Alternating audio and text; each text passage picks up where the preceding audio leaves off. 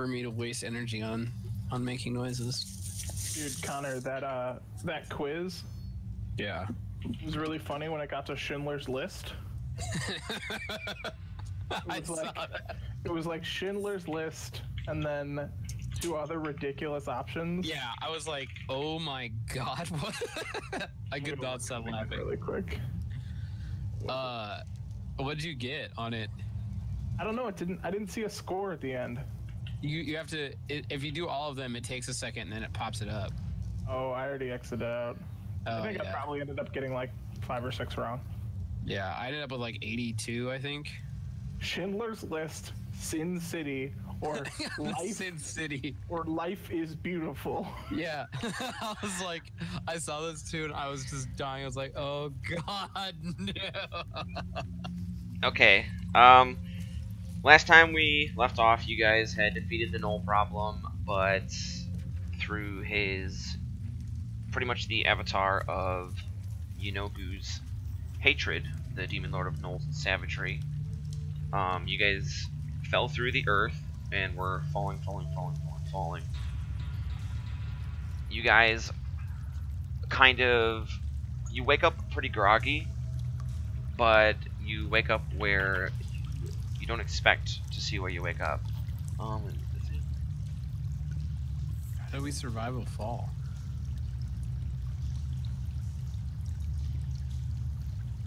Yeah, you guys all wake up and you're still kind of damp.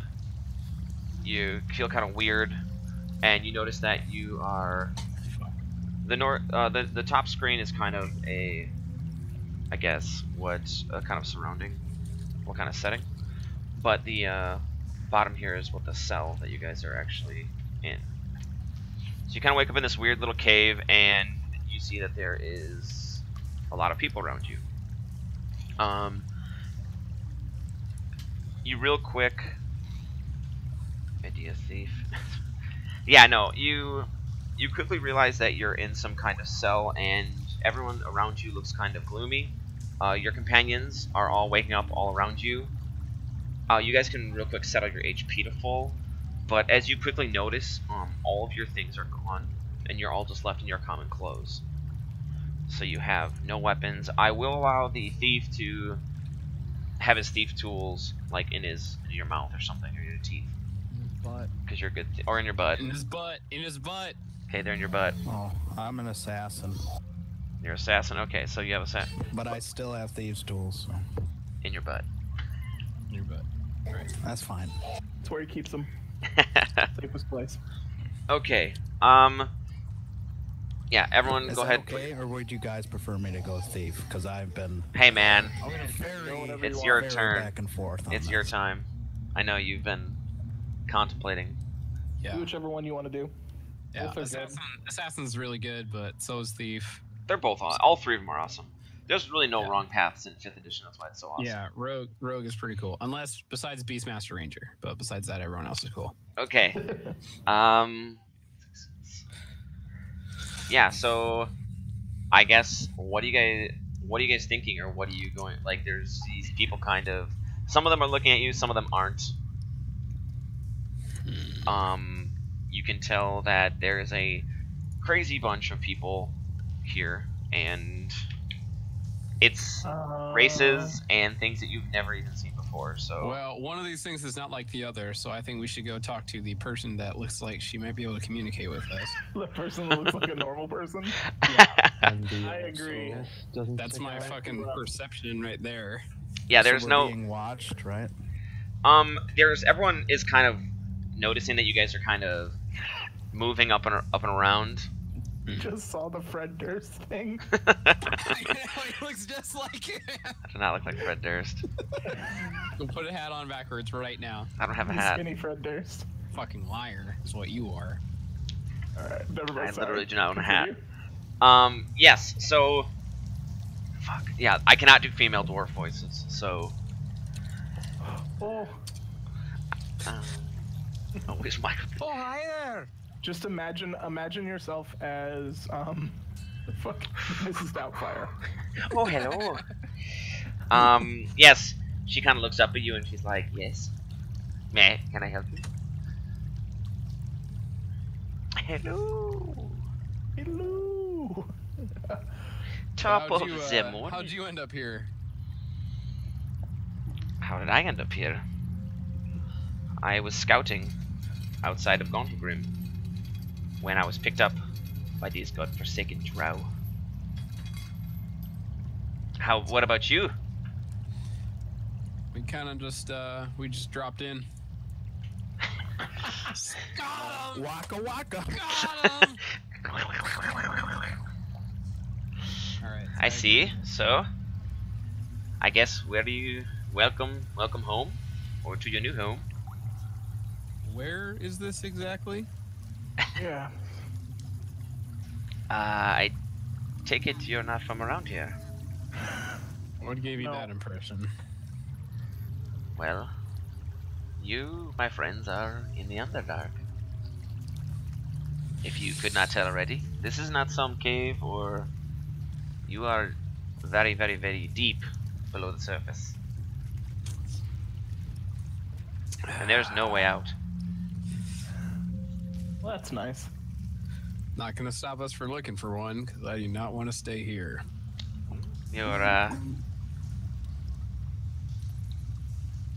You're welcome to try, but I think we've already exhausted all the options around here. You kind of notice this, Yeah. it looks like a little mushroom. Looks like a dick. Roy, stop. Put your base urges aside. We're trying to play games. Yeah, Algrim is just passed out right here. Oh, good. I go slit his throat. There you go. All right, you He's notice got this little penis appendage slowly kind of walking Towards around me. you guys. He's about like 2 feet tall, and you see him I kind of turn to like him, and as someone already on his height level, I say to him, "You got a problem, bro?" and he nudges up very close to you. Oh yes. And are you gonna do? He's like right in your face. Like I would say he's about like 2 inches from your face. Well, Are I you don't just- like penis in my face, but no, I just kind of like. Well, I guess I'm backed up against a wall. Do you Is give he him like? pushing me? Do you give him like a quizzical look? Is he like? Like if I back up a little, does he keep following until I like Yeah. back up into the wall? Yeah, and then Okay. so by the time you get to the wall, you see him kind of okay, since you guys are only thinking penises, imagine like a no, I'm not gonna go there. He just kind of like almost like contracts a little bit and then expands almost in like the of like an Like inch. penis filling with blood. Yeah. And but like you notice these green like these greenish reddish spores kind of blast right in your face. Oh. And you guys kind of all look around but like you don't even have a chance to like get away. You automatically breathe it in. Oh, that's good. All right. Yeah, Do I and get like to know? All of us, or just double? just double lock, and you feel kind of a little hazy, but it clears automatically. And you hear, hello, hi, did it work? It's just telepathic to double lock. Oh. Yes, I think back. Okay, awesome. My name is Stool, and I don't have a mouth, but I'm able to talk through my spores. They go into your brain. They're not harmful, but it's the only way I can communicate. If you could tell the rest of your friends that I'm not evil, that would be awesome. I mean, no harm. I just want to get back. I want to get back home. Where? Okay, first off, Huh? here's home. Home? Yeah. That's right, you're not from here. The Neverlight Grove, of course. Okay. And how do I know you're not evil? That's a good question. I'm a mushroom. Yeah, I you're guess not the I- first mushroom I've dealt with. I guess that is true. I guess there really is no way. I mean, I really couldn't hurt you if I wanted to. If Kinda that's like worth look him anything. up and down. Does he have any other No. appendages? He just has Anything? 2 legs, and Just he's like wiggling back and forth, like he's an excited he's like an excited little kid. Okay. And you said your name's Stool? Yes, Stool. And at the same time, well, when he says that, oops, you see the drow come up, grab him, and put him back down over here, and then kind of sit and cross his arms. Yeah, basically like a Goomba. Is that drow like visibly like our guard or whatever? No. He's in here with you guys. Okay. What about the big ass pale orc looking motherfucker by the door? You see him, and he is clutching onto the bars on the gate, and he kind of shakes them every once in a while. Cool. We're gonna go, or I'm gonna go talk to him. All right, I'll keep trying to. I want to test and see if I can have a conversation still with the dude, with my little stool friend. Yes. If I speak, he still can speak back to me or think back to me from this distance. No. No. You don't hear anything when you call out into the darkness. I kind of just like step forward and I'm like, test. Can you hear me? Hey. Okay, It's so Stool. I guess I need to be somewhat near you. Yes, it's short range, but I can hear you. Sure. Sorry about him. I Yeah, think who's that guy? I don't know. He grabbed me, and then other drow grabbed him, and I don't really know what's going on. I'm just in this prison cell with this drow. He hasn't hurt me, but I don't really know why he has me either. Okay, well, we'll figure that out. Just stay calm. I'll see what I You can guys do. want to talk to the drow first, or do you want Okay. to talk to the orc? No, you can talk to the Yeah, we can just keep going. There's gonna be a lot of there's a lot to go on. Okay, so I'm gonna do this while you guys are sorry. It's gonna get maybe a little convoluted, but I think it'll help with knowing who people are. I inspect the cage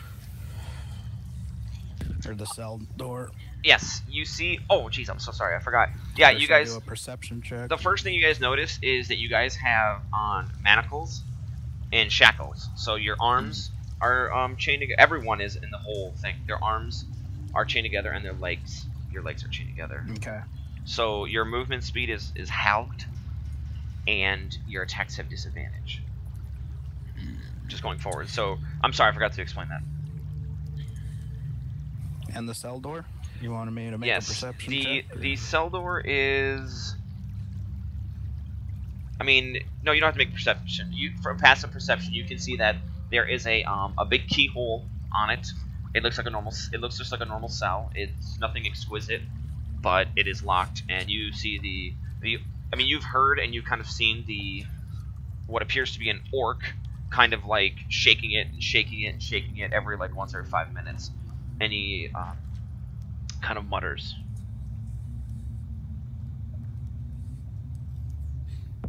I whisper to Corsamir, "Hey, I want you to take your hand, reach up my butt, and pull out my kit. That Get the kit." that sounds like a job for Nixum, not me. Nixum, I need you to crawl up my butt and grab the kit. Yeah, he's definitely got smaller hands. It'll hurt you less, and you don't want Keldon either because he's got those stubby door fingers. It's gonna have to be Nixum. Bigger the better. Actually, I go over here, and you see me kind of pull my pants down, Just squat down. like I'm taking a shit. But secretly, I pull my thieves' kit out. Oh, fucking A. I Okay. observe. And Fucking boy. God damn it. Keldon slowly creeps. Thorn whip Keldon growing shifts ever. into a rock to watch. can We don't- I start? I say to Keldon, "Hey, block my view. I'm gonna try and get free of these shackles." Are we shackled? Yes. Or are we just like in here? Okay. Yeah, I'm sorry. Shackled. Yeah, everyone is shackled, arms and legs. You have manacles, and you have manacles and shackles. The more important you- question is, are the feet of the mushroom man shackled? Yes, he has little shackles on. Great. Good to know. Poor little penis Goomba. Stool's awesome. He just had to Do you be want me weird to make gray. to roll a thieves tool check then? A thieves tool check. So we can undo his What are you manacles. going to do? I am going to try and take off And do a little pick. all these restraints. Okay, so there's a few things that you can do. You can try to slip out. I mean, your manacles, you could try to slip out if you wanted to. Or you could try to break them. You could unlock them, but they do require thieves' tools. And then, I'm sorry, it's manacles and then an iron collar. I apologize. Your moves, I'm fucking up. And then you have the iron collar. So you have shackles on your arms and an iron collar. That's I was at a different part. So your legs are fine, but the mushrooms are still shackled anyways, because they couldn't shackle anything else. He doesn't have anything else to shackle. Yeah, so it's like your arm stuff. So yeah, you have the collar around your neck. So you want to kind of get those off. So those are the kind of options you guys have. You can slip out. You can break. You can use your thieves' tools. So what would you like to... I'm sorry, you said you want to use your thieves' tools to unlock your shackles, correct? Correct. Okay. Give me a Toolerino. Yeah, you're like... And you just... Did you mark yourself as proficient with those? Because I didn't on my I think I did on his. Let's see. Arden. I put that as I rolled really low. expertise. Yeah, he has expertise in it, actually, so he has a plus He 8. took expertise in that. So he and rolled like what a else? 4. Stealth? Stealth. So he rolled, like, impossibly bad. Okay. Yeah, he rolled a 4. All right, just making sure. Still got a 12. Yeah, but that is still not enough. You can, I would say, if you can attempt, you can attempt these once per long rest. Sure. So I mean, you guys, Right. you could attempt to do other people's stuff. You could do other things. You guys, yeah, like I said, you can try to slip out of them or break them, but also be wary that I guess you guys haven't really looked out of the gate yet, but you're close enough. And Yeah. Corsair, you kind of That's what I'm see. about to do. You've seen every so often. You've seen like a drow patrol kind of walk around, and it's just like 2 drow that kind of look in your direction and kind of like. Okay. Can I keep time of when they're coming around? Yes. So you just saw them a little Get bit a little ago. rock and etch it into the fucking side. The minutes in between patrols. Like we're in fucking Prison Break. Okay. I want Let's to see. talk to this big ass orc guy though, and see what his story is, if he can understand me. I don't know if he can. Okay. Yeah, the orc. So what do you do? What? Put my arm on his shoulder and was like, "Hey, big guy, what's going on?" He flips. He like kind of turns around immediately, and just smacks the shit out of you. Like he just turns around, and he just is like, just backhands you, and you can't like right in your chest, like WWF style, like right in your clothes, and he just kind of mutters, like you hear him like whatever orcish, and you see him kind of like, and then like kind of spit. Yeah, you hear him like he's like kick. Yeah, and he kind of then he turns around and you see him like kind of like this dude is rippled. He's huge, and yeah, he's definitely orcish. Some huge friggin' orc. Some huge friggin' guy. I'm gonna try to intimidate him. Sure. Wait, can he understand me or not though? No. Let's see. I'll intimidate the fuck out of him. Sure. All right. It has to be a. Okay. So you do that, and he kind of steps back a second, and then he puts up his fists, and he wants to fight you. All right.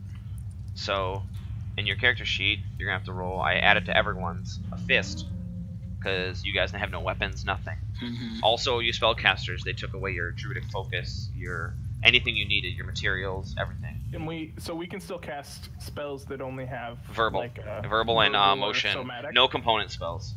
Yeah. Okay. Unless I can find the components. Exactly. On the ground or Yep. something. Cool. Okay. Then I'm going to. Yeah, he puts up his fists and he's ready to fight you. I'm not doing blunt damage. I'm doing bludgeoning. Then I'm gonna put Vow of Enmity on him for my bonus action, so I get advantage on him. Sure. And Connor, then what does your Vow of Enmity look like? Like, what do you say to this dude? Yeah, RP it, man. You're so bad at this game. Sup, bro? What's going on? Oh, paladin.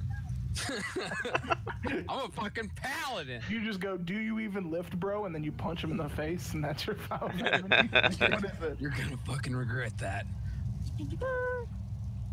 Sweet. All right. And I'm gonna punch him. Dost thou even? Oh, brother? Jesus. Yeah, 8 doesn't hit. You guys are shackled. I have advantage. No, we're shackled. You're shackled. The fuck? Then what the fuck was my... Oh, I guess it evens out. Yeah, you punch him. No, I forgot. It will even out because it'll just be 23. Yeah, so you kind of smack him in the face, and he kind of smiles. All right. Oh.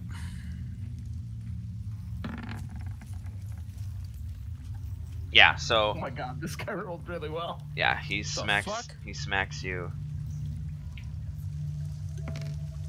Yeah, he punches you right back, and this one is way more forceful than yours, and it kind of like knocks you back a little bit. And at the same time, you hear they kind of hear commotion. You hear kind of commotion rushing out, and you hear like you hear a female's voice, and where is it? You hear like, "Stop right this instant," and you hear before you notice it. Before you know it, both Corsimir and the orc, they kind of fall to a knee as like this whip comes through the grates, and it's just you hear like two, and both you guys are just rendered, like you guys are both paralyzed. Not like you guys feel slight paralysis, and you really can't move. And she comes up, and she says, "Well, I'm so glad you guys have awakened, but I see you're already causing trouble. This one." And she kind of looks right at you. And she says, "You know, I'm so sorry. What a terrible host. I am Ilvara of House Mizru. I run this prison, and you are my prisoners. All of you are scheduled to be taken to Menzo Berenzan, proud capital of the Drow, where you're all to be either sold, tortured, or executed for your crimes." And what crimes were those? She just whips you right again.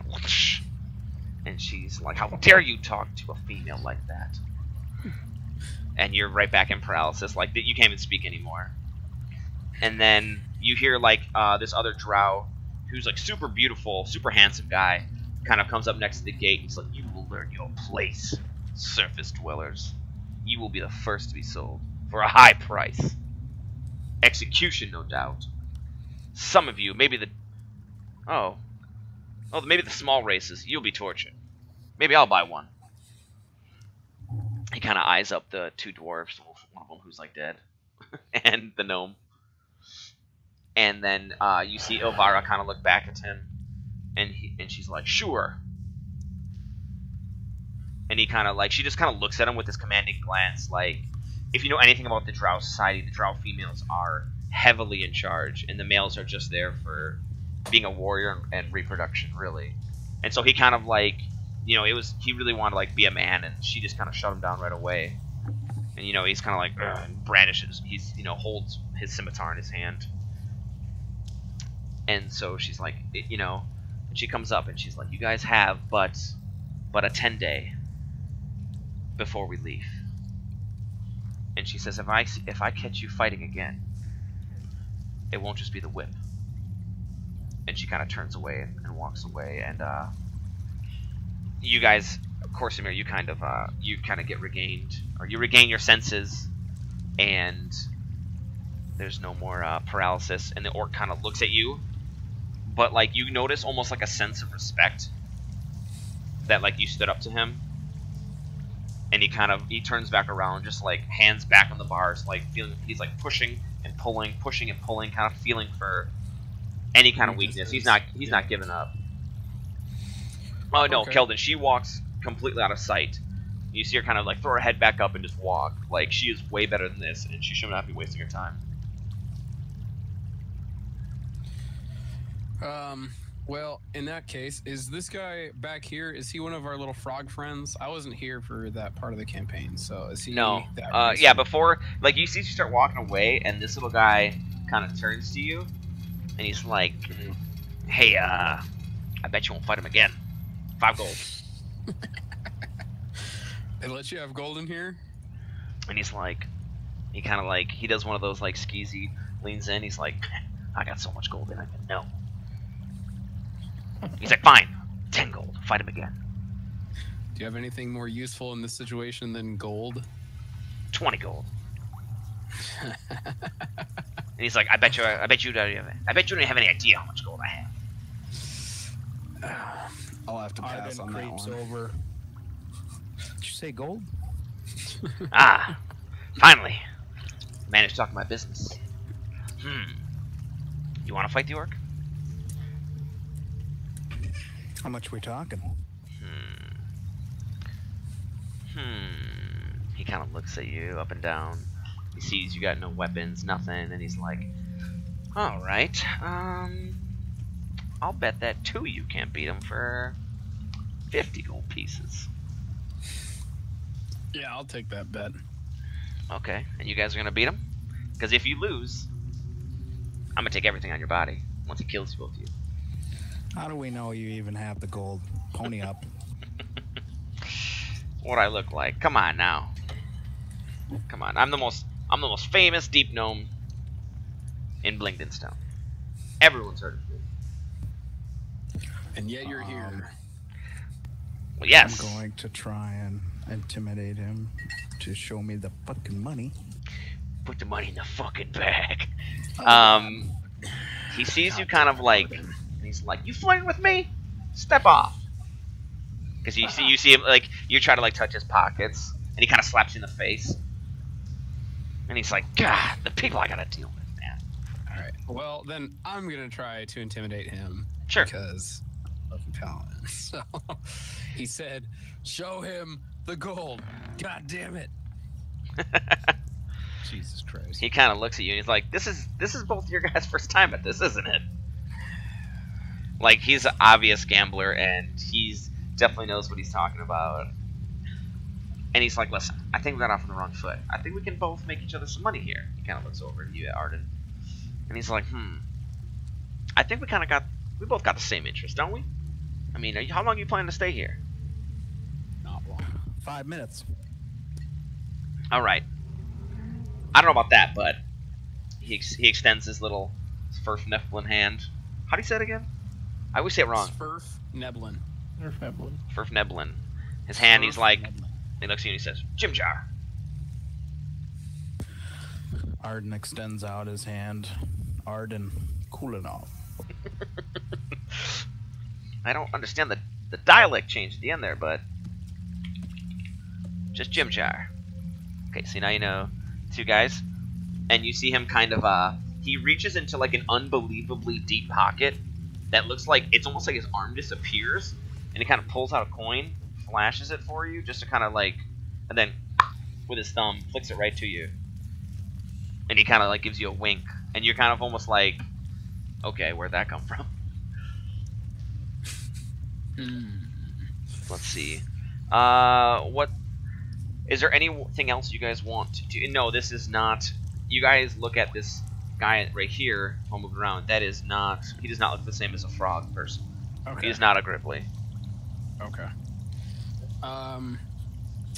We can go talk to that drow who has our little mushroom friend.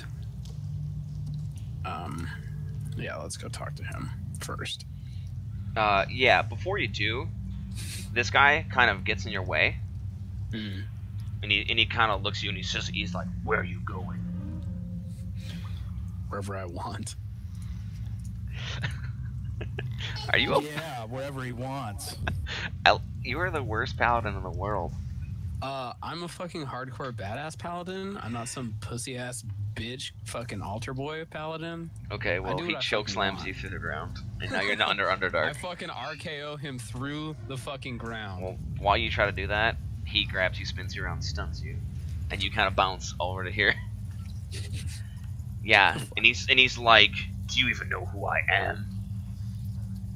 No, and we probably don't care. So please get out of my way. Yeah, if just from passive perception, you see that he's pretty hulking. He's about the same size as the dwarf, like a little bigger. You notice him, and you kind of see others like him roaming through. Like you've seen them roaming past the gates. They are called Quaggoths. Oh Jesus Christ! So he's pretty fucking big, but he has more human-like features, which is like his face is more distinguishable as a human, and he has like this gold collar that kind of sets him apart. And so when you say that to him, he kind of just rears up on both of, like he puts both his fists on the ground and just rears up. It kind of looks at you, and he's almost like surprised that you're saying that to him, because him and the orc are the biggest guys in the prison. Do any of you speak Elvish? I think Mike does. Nixon does. I don't think so. You don't speak. No, I don't. You didn't pick Elvish of all the languages you have. I don't have any extra on this one. That's my bard. Oh, Okay. That's right. That's right. So no one speaks Elvish. Okay. Real quick. That's gonna be helpful. Stool runs over, and he kind of sees you guys in distress, and he kind of does one of those little like, and little puffs. And as soon as that happens, the Quaggoth kicks him into the wall over here, and you see him like get hit, and then like, and he kind of lays over. He's kind of like, imagine like in a cartoon, he'd have like a dizzy thing over his head, if that makes sense. Yeah. Sure. But and you see the Quaggoth kind of like kind of like brush away his face and stuff, and right away, and he's like, and you can kind of Nixum, you hear in your mind, you hear these kind of thoughts that sound the same voice, and you hear like these peasants, these whelps, how dare they try to intrude on me and take over my space. Stool? And then you see the Quaggoth kind of like, he lowers his head and kind of puts his hands up, like he like looks around and he sees that Corsamir and Arden and the sleeping dwarf Algrim didn't say anything. I'll put him over here. And he kind of like looks around like, where'd that come from?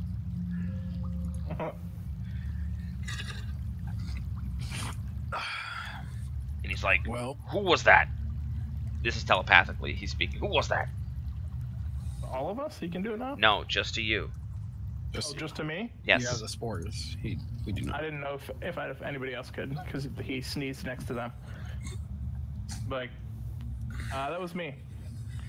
Who? And I kind of give him like a look. I kind of like step out from behind the rock and I give him a look and I like look at him. How tall is he? He's like, Quaggoths are, I want to say he's like 7 foot tall. Okay. I like He's just pretty look fucking right big. up at him, and I'm like, me. What do He's you like, what sorcery is this? Wait. Are you a wizard? Yeah. Is your name Terrastor? Nope. Don't know who that guy is. Terrastor is the evil wizard who imprisoned me in this body. I am Prince Darrentil of the kingdom of Nelrindenvane of the High Forest. The crown was usurped from me. Oh, sure. I am noble. Uh-huh. Well, that's not me. But I have no idea where you're talking about. Turn or me who back, you're talking wizard. about. Why would I do that? And he comes over to you and he kind of grabs you by like your clothes and lifts you up to his face. And he's like, please, I have all the riches of Nelrindenvale. I will make you rich. I cannot handle this body anymore. Sure. Understandable. If I had that body, I'd be pissed too. And he kind of like, and like bares his bottom fangs at you. I'm like, hey, dude, not your fault. You didn't choose the body. And he kind of lets you down and he's like, no, I did not. Yeah, so I don't really have any of my wizard materials. I see. And then you kind of you hear him kind of then talk normally through like his normal voice, not through thought, and you can't understand any of it. It's just like it's jumbled Elvish, but with like a Quaggoth like deep like. And so I think you kind of understand what's going on here. Does that make sense? Are you kind of getting a hint? Sorry, my mic was muted. Yeah, Sure. Okay. it makes sense to me. So Stool wakes up, and he's like, "Hey, why would you do that? That wasn't cool, man. I didn't appreciate that." And he's like, "My apologies." And he kind of bows, and he's like, "I did not know what you were doing. I've been in prison now here for 30 days. I want out. And you look like a penis." No, I didn't say that. But yeah, and so Stool's gonna kind of hide. He's kind of hiding over here, and he kind of apologizes, and you see him kind of sit back against the wall there. And you guys are kind of free to do what you want.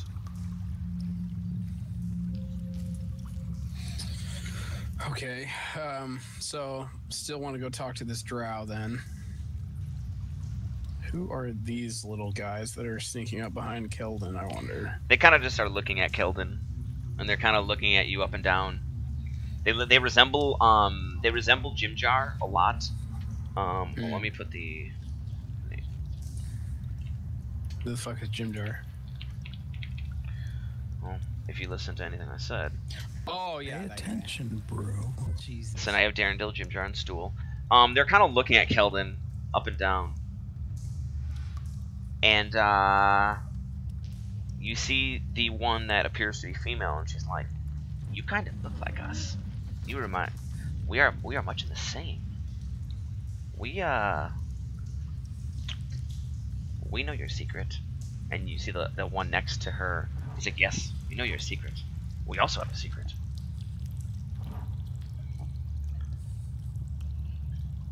Can you? Are you gonna be able to talk or no? Sorry, yeah. Okay. No, I was just wondering because otherwise I would, if you can't talk, like I know you're sick, I would just kind of then not avoid you, but make it easier. I don't want you. I know you're sick. I don't want you like. That makes sense. Okay, so they kind of are. They're kind of talking to you, and they keep saying that they know your secret and that you're just like them. Alright, so I kind of look around to make sure no one else is paying attention, and I say, what secret? And they said, "Go ahead, do it.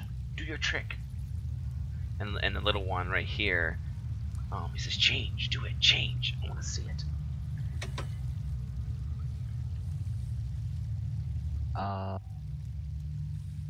I don't know, are these guys gonna, like, eat me as soon as I turn into an animal? Because they look pretty unfriendly. Remember, you're in the Underdark, so everything, they look like Jimjar, but with hair. You can tell, unfriendly here. yeah, you can tell that they're the same race as Jimjar. You can tell they're sort of Nephilim. And, I mean, you don't know much about the race. You don't know much about any of the races here, really. You kind of just, they don't appear to be threatening. Okay, well, I don't want to be, like, pretty defenseless as an animal, so I kind of, like, turn around and I grow a little, like, rat tail, just to show them that I can do something. Yeah, and at that moment, they both, like, their eyes spark up, and they're like, "Ah!" And then she's like, "I told you." And he's like, "I believed you, I believed you." And she's like, "Yes, okay." And then they both kind of turn their little butts around. You see little rat tails, and they kind of wiggle. And they kind of turn back to you, and like they're clapping very excitedly, like they're super pumped that you're here.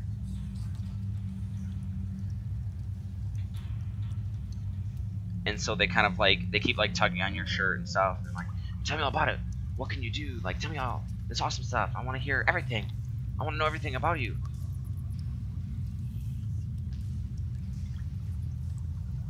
So they're trying to like get all friendly, and you can tell that you they share some sort of bond that you do as well. That you three are, I don't want to say it. You three share something in common. And then you guys are free to do what you want with the rest of the peeps. Okay. Let's go talk to this drow then. I whisper to Keldon, hey, are you able to turn into a rat and sneak through that cell door? I was thinking of something like that, but I might need you to get me close to the door, because who knows what that ogre is going to do. It's a sound. Sound is a pound. Yeah, you guys don't know what could happen to anyone. Like, remember, food has been scarce. Everyone seems pretty hungry and on edge, so even the sign of a rat might be a quick meal to even the orc, who is not very, who doesn't care too much. Okay, so you said you wanted to talk to the drow. Yep. Can you guys kind of tell me what languages you all know? I was supposed to pick a second one besides common, and I never did, and I didn't want to just be like, oh, I got Elvish right now, so I just never picked the second one because I just remembered I was supposed to. But I'm just common then. Okay. I didn't want to be like, huh, well, good thing I speak Elvish, and then pop it into my character sheet. So. Yeah, no, totally.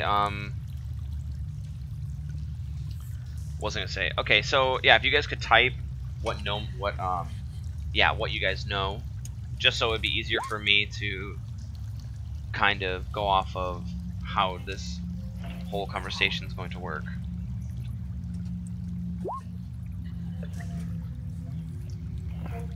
Technically, probably Arden and Corsamir should have a second language. I was gonna say, you guys both should pick the second one.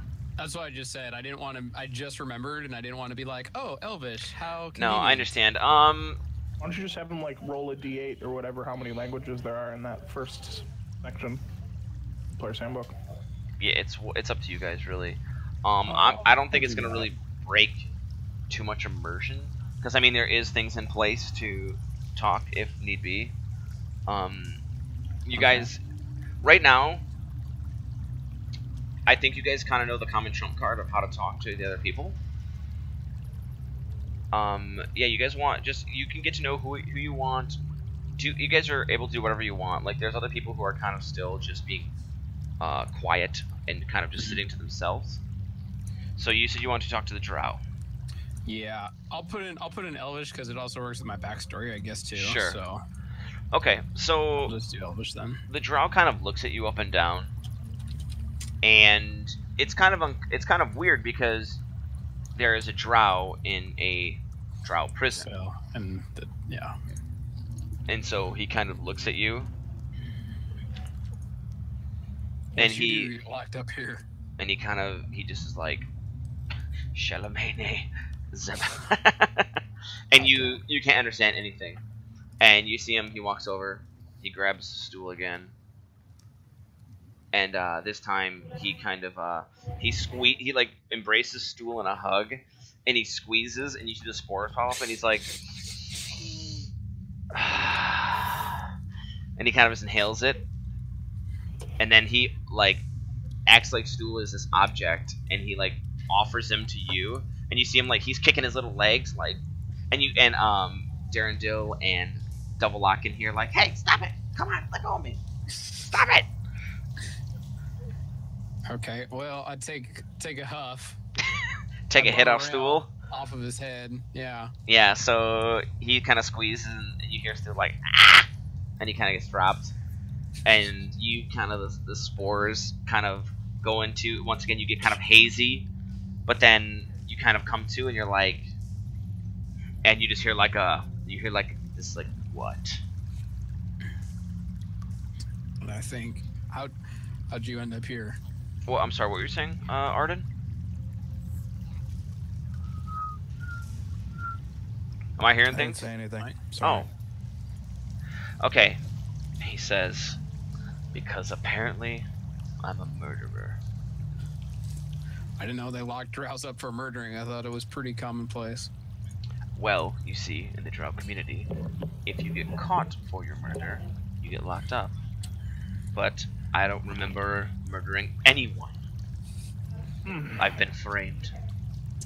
That's pretty convenient. I have no recollection of anything they told me. I have no idea. I am to be sent to Menzo Berenzan to be executed to law. Well, at least we'll have some company on our way there, I guess. So, run me through your story then. You tell me what you think happened, or at least what they told you. Well, one day I was walking around on a scout patrol, and I awoken. It all went black. I awoken, and apparently I had slain 2 of my fellow brethren. I have no recollection of it at all, but they are charging me with the crime of murdering 2 drow.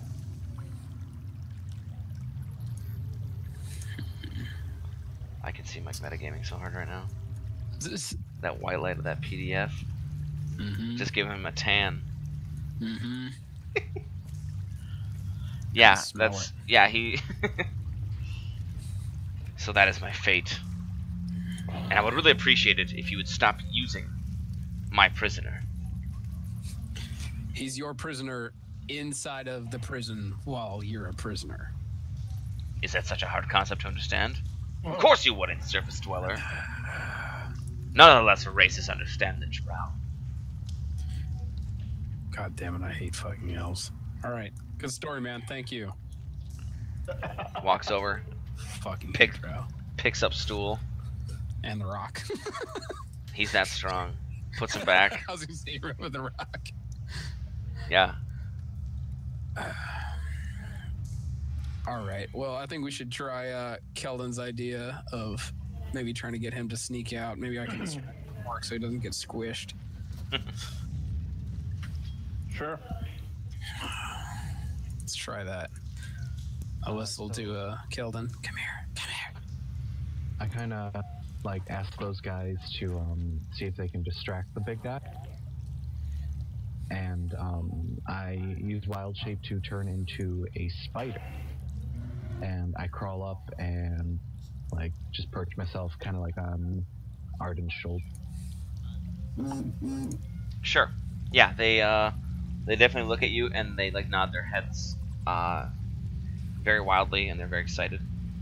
And you see one of them run up, slap the orc, and then kind of run away. And he kind of turns, looks at him, and corners him against the rock. And then you see the other one. Corsimir, because he was closest. No. And you see the other one smack him and run away. And they're kind of just like, as soon as they corner, they smack him and run away. And he's just a big dumb lumbering orc, and they're kind of playing that chase around game for a little while. Now's your chance. Go. Alright, so I kind of climb off Arden, and I slip through the gate and take a look around. Sure. For just when you walk outside, everyone, you kind of scroll up. You can kind of see the picture I have. That's Ilvara and Shur. Imagine those 2 torches right in front of your cell. You kind of see spiderwebs to the south of you, and spiderwebs above you. The spiderwebs are so thick below you that you can't even see anything, but you can hear running water, and you kind of hear the faint sound of almost like lumbering labor. You hear heavy stuff being moved and lifted, and you also hear the sound of rushing water. You see this. How far are you going out? I would say just far enough right now to see something different from what I can see outside the gate.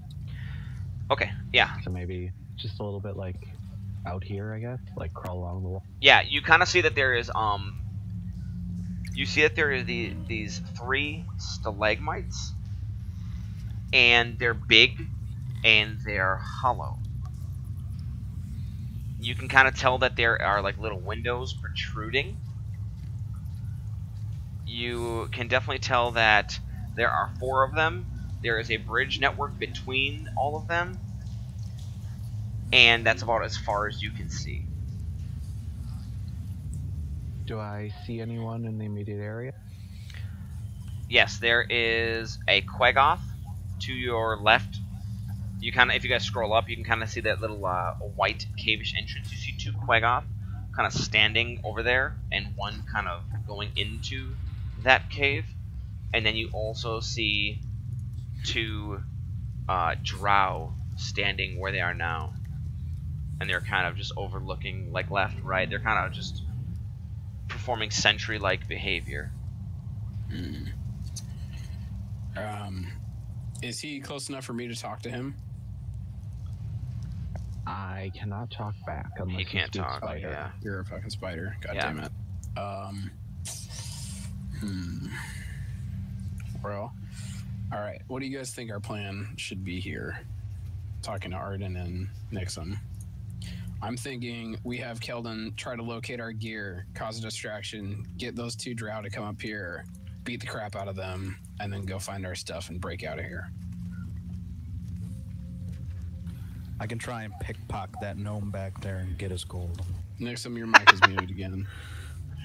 Yeah, I kind of look at you and I go, we really have no idea how many there are here. We're in the middle of fucking Underdark. Sure, I want my stuff, but I don't want to get killed for it either. Well, I think we're gonna get killed anyways if we just sit here, so... You have a 10-day, remember? That is 10 days, in case no one speaks Underdarkish.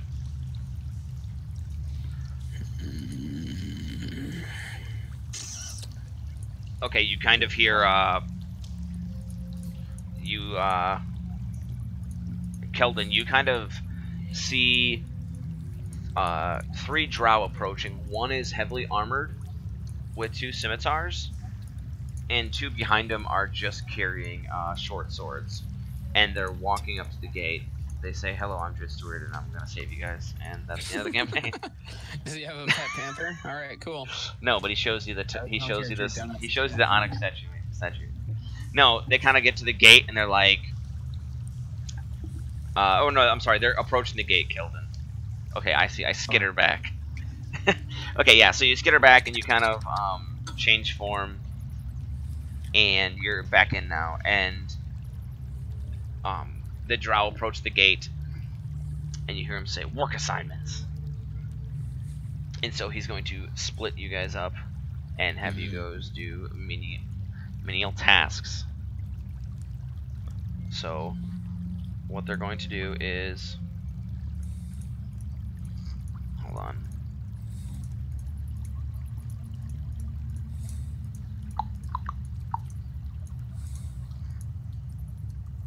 There we go. Okay. They're going to have you guys go out and do bullshit drow chores, essentially.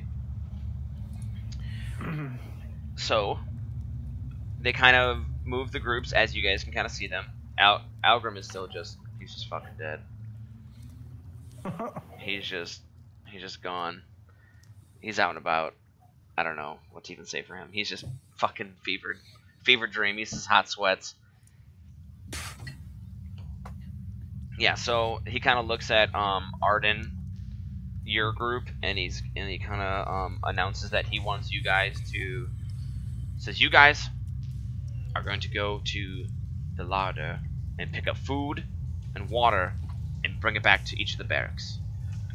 And as you get, I'm not gonna move screens, but you guys kind of you get let out, and you kind of get from your shackles, you get chained to each other. So you're all chained from the back. So you can still use from your manacles. So imagine you have this, like, if you look at my camera, like you have this collar around your neck that's and then it's in the back. You're all chained to each other through that, so you can still do your Tango work. Style. Yeah. Sure. Yeah, and he says, he points to the two dwarfs actually, the 3 dwarfs, and he says, Keldon, or he says, you 3. Because you're small, you guys are going to each of the barracks and clean under the beds, because that makes the most sense for you. He looks at Corsamir, your group, and they want you guys to go sweep and pick up the Quaggoth shit from the Quaggoth den. because that's one thing you guys notice. I mentioned it earlier, but I didn't really elaborate. Is that they have Qui-Goth slaves? Kind of, you saw them roaming about through the gate, and they're Sure. kind of you see them have shackles and neck braces on too, just like you guys. And he says, you know, you're gonna go sweep the Qui-Goth shit. And Nixum Timbers, you guys, Mr. Double Lock, you three, or sorry, 4, are going to be going to the royal chambers to fluff pillows, sweep, and dust. Sure. So you see, you kind of hear the main drow snap his fingers, and you kind of see a bunch of other drow come up, and they come running. You hear them like, and they kind of meet up at the front of the gate, and they kind of grab Arden, and they kind of lead him over one way. They leave Keldon, they lead Corsamir, Nixum, and Algrim. Right now, so you guys are kind of moving all throughout the compound. And let me share this handout with everyone. Can you guys see that? See what? Let me see. All players. Look in your journals and look for Velknavel. Velknavel. Yeah, I see it. Okay, so you click on that and then click zoom in. You guys see the ornamental, or the almost ornate bars to the left? Yes. That's where you guys are now.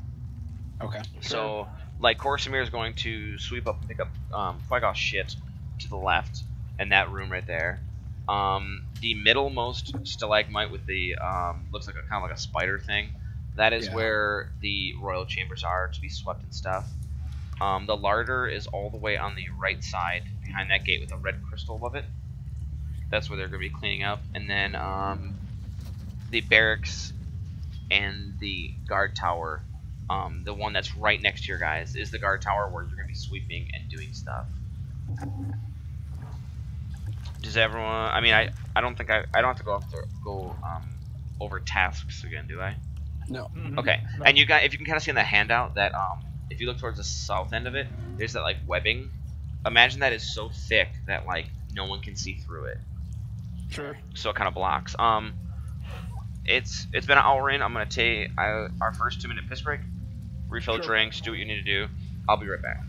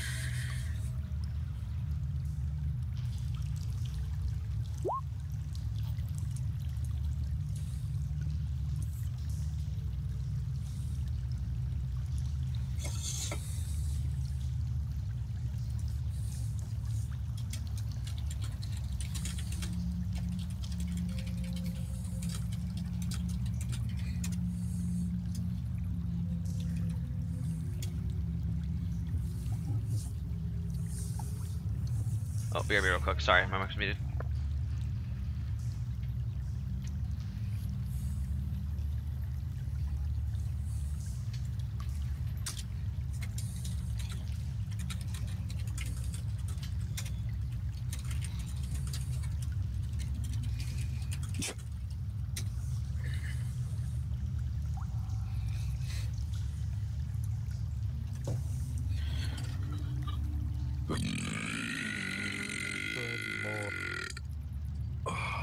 What the hell? Okay.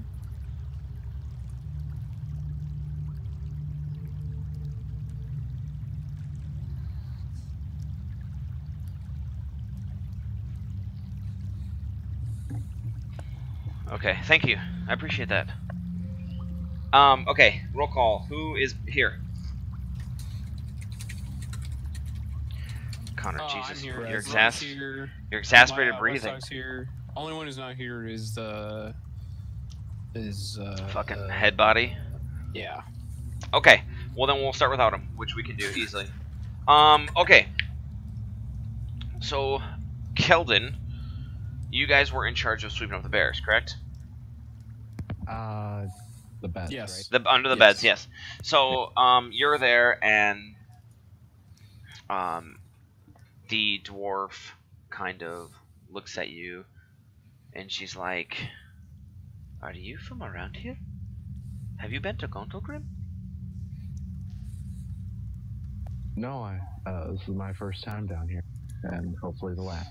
So you are from the surface. Do you revoke the earth? I mean, that is the birthright of being a dwarf. I was left by my people, so I don't really know much about their way. There has to be some mistake. We will gladly take you back. I, Put it in their Eldrith Feldrune,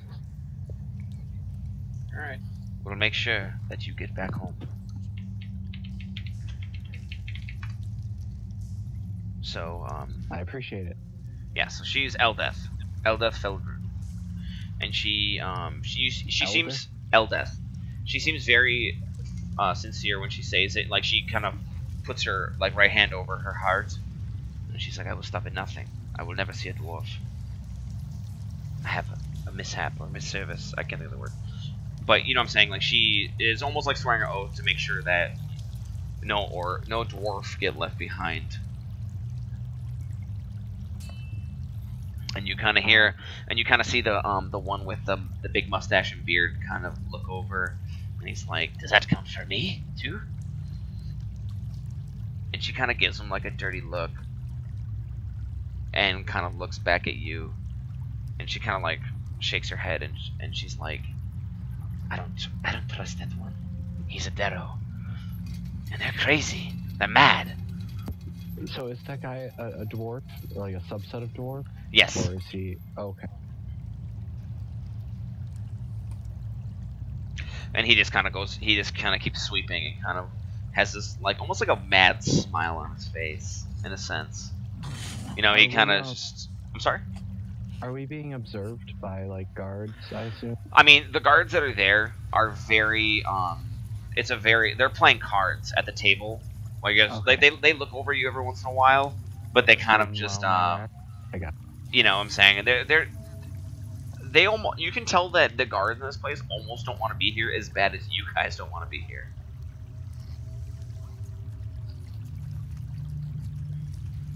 Yeah, so you can talk openly. Eldeth kind of, she's kind of confided in you, swore that, you know, she wants you two dwarfs to get out, and the other one is kind of just smiling because, you know, she rejected him. So I lean over to her and I'm like, "So, what do you know about our captor?" Ah, the drow? Well, apparently we're to be sold into slavery. Or, if we're lucky, tortured. Or, even luckier, we're killed. I've heard many tales of Renzo Berenzan, and none of them ended well.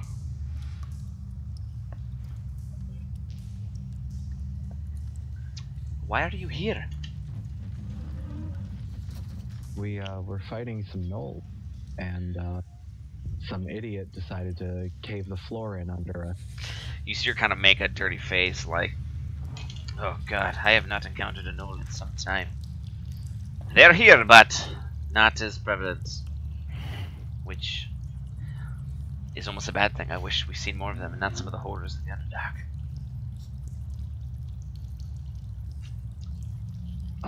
While I'm cleaning up and stuff, can I, like, look around and see if there's anything important in this room?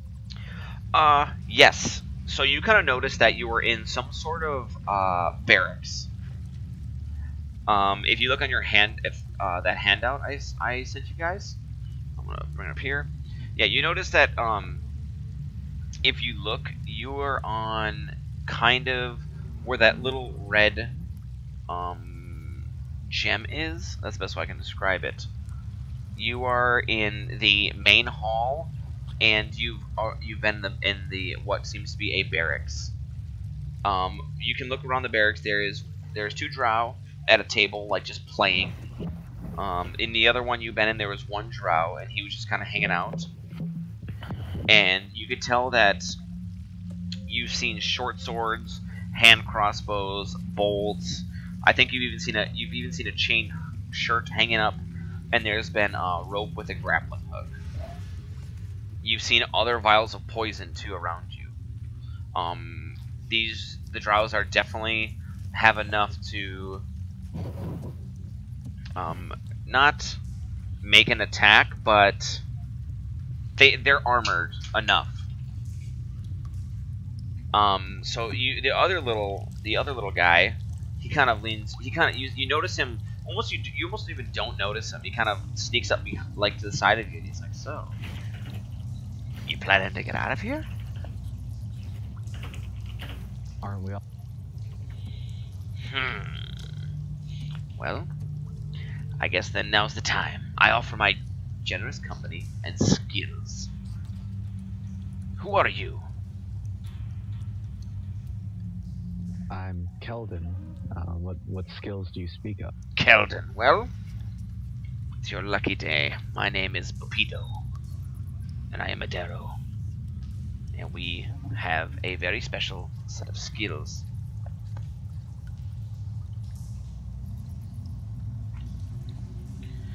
That special skills being, I know how to fight, I know how to steal, and I will work with you as long as you work with me. And what do you want out of this?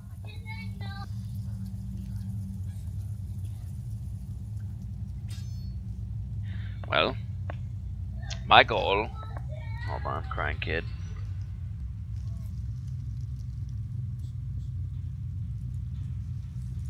One second.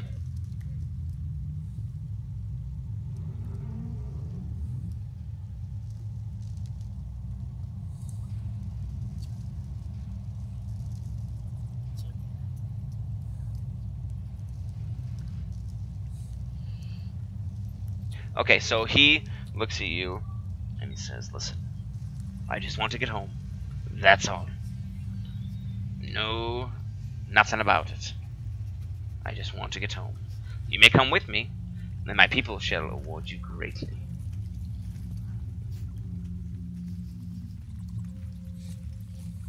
Alright, well, I'll think it over. I'm not just here for myself. I have a couple other people that I'm taking with me. Ah, screw them. Listen, once we get to Gracklestug, we'll have everything we need. My people will embrace you with open arms, fellow dwarf. You may not share the same skin color as us, but we're the same race. Well, my race hasn't really treated me all too kindly in the past, so... Well, we are different. I'm a little... And you can tell, like, he is, he bears the same facial hair resemblance as you, in terms of, like, where he grows it, and he's very hairy, like you. But, like, he's more of a dark, like, he looks like, imagine if a drow and dwarf made a baby. He looks like that. So, like, whereas you'd be, like, a human dwarf baby, he is a drow dwarf baby. So, like, you can tell there's definitely similarities, and you kind of hear a "Shut up and clean" from the drow, and you guys kind of go back to your tasks.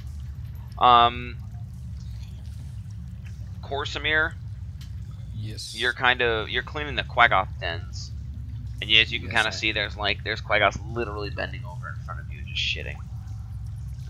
And that's what's happening. Yeah, he's just shitting, and they kind of look at you, and they kind of laugh because they know that you're like, they feel like they're above you, even though they're slaves, because they can go out and do what they like. They can roam free, whereas you guys are kind of all shackled together and look like idiots. Like, you're shackled to this, and you're shackled to this this orc and this guy who resembles a fish. And so the orc is kind of like trying to clean and trying to get it done with fast, and he's kind of pulling both of you along. And from there, you can just, I mean, what are you gonna do? I mean, are you just gonna kind of shovel and get in line, or there's no really breaking free. Yeah, I can't really communicate with these two, I assume. So yeah, it's tough because I'm trying to think. But you kind of just looking around, you notice that when you were going into the Quaggoth Den, to the left there was a guard tower that was kind of hoisted above. Dude, can you stop clicking? Jesus. Oh yeah. There was, or just put your mic sensitivity down a little bit. It's very high. You noticed that there was a guard tower with 2 drow in it, but it was overlooking the corridor below. So you kind of saw that was the end. So if you look at your handout again, the left side, you see that there's really no exit. There's just kind of a dead end-ish area. Yeah. Okay. Then we're gonna go to Arden. What were you doing? Going to the larder to get food. Yeah. So okay, you go to the main hall, and you kind of talk to. You're 3 deep gnomes. You're with 3 that you guys kind of recognize as Nephilim, and so you're with Jim Jar and 2 guys who have shown a definite liking to Keldon. So Jim Jar kind of looks at you, and remember he gave that coin from before, and he kind of like, he shows his hand, he like kind of puts it left and then right, and then he puts it back again. There's like a coin in between. And he's like, you want to make a wager, friend?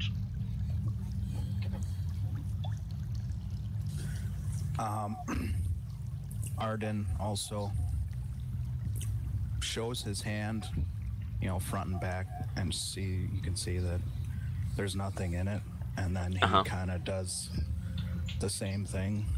Nice. Yeah, so Jim Jar definitely recognizes this as... Wait, what's the sleight of hand for? Oh, I didn't know if you wanted like a performance check or a sleight of hand. No, that's fine. Like... No, I hear you. No, so he kind of notices that, and he kind of he sees that he's met someone of his same skill / talent, and he kind of leans into you, and he's like, so I know that if I know anything about a man like yourself, who's a man like myself, you're looking for a little bit of money, am I right? Arden kind of raises his brow. Possibly.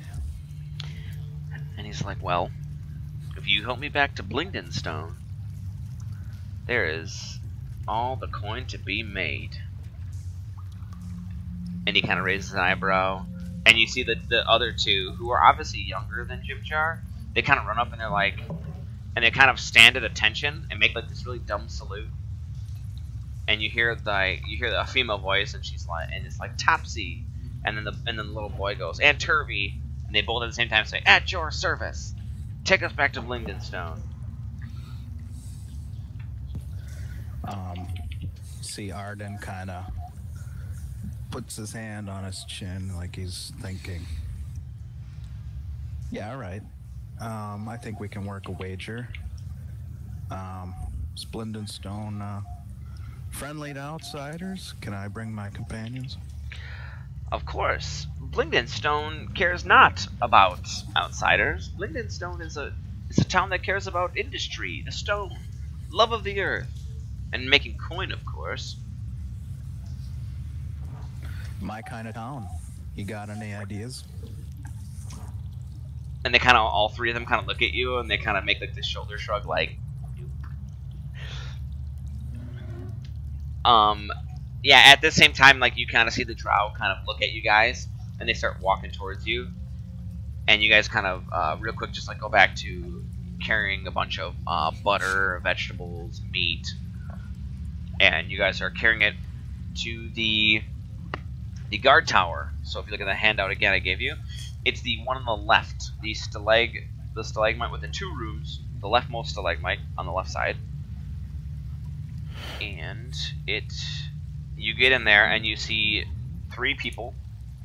You see a guard, an elite guard, and 2 drow at a table playing cards.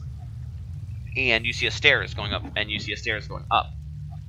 So they tell you, they like Jim Jar's kind of like, where do you want it? And the 3 guys are obviously like hot in a game of dice, and you can see him betting coin. And then the one guy takes off his dagger and slaps it on the table, and you see him like they're not paying attention to you at all. And so you see a stairs in this room, and you see, where is it? You see nothing really of value except for the drow, and you see stairs going up. Do you make any moves?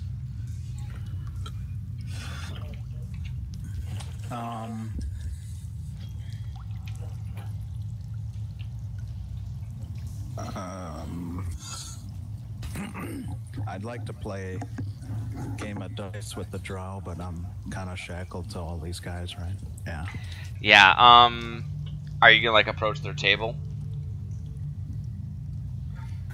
I was thinking about,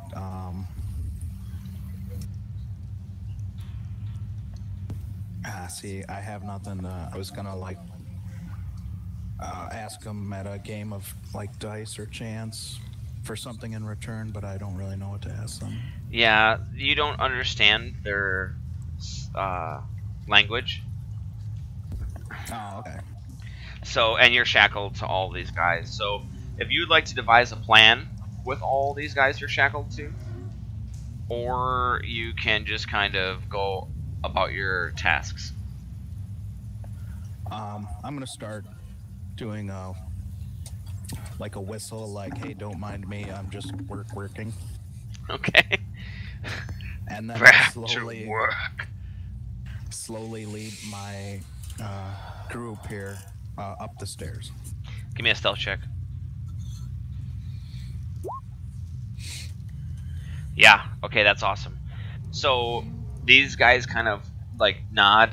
They kind of get the gist where you kind of like imagine you make like a knife hand at the stairs, and all 4 of them kind of nod their heads. And you get up top and you notice that it is just chock full of equipment. When you look in there, you can see chainmail shirts lining one side of the wall, the back wall, and then right above that is stud leather armor. You see a bunch of shields. You see a bunch of hand crossbows, bolts as far like lining the whole wall, and all of them seem to be dipped in something. You see short swords, daggers, caltrops, rope, building hammers, iron spikes. You see a long sword, you see a glaive, you see a battle axe. So you kind of notice that this is where they're kind of storing their quote-unquote armory. Is there anything... So there's no one in here? No. Correct? There's no one upstairs. Is there anything we can use to break our shackles?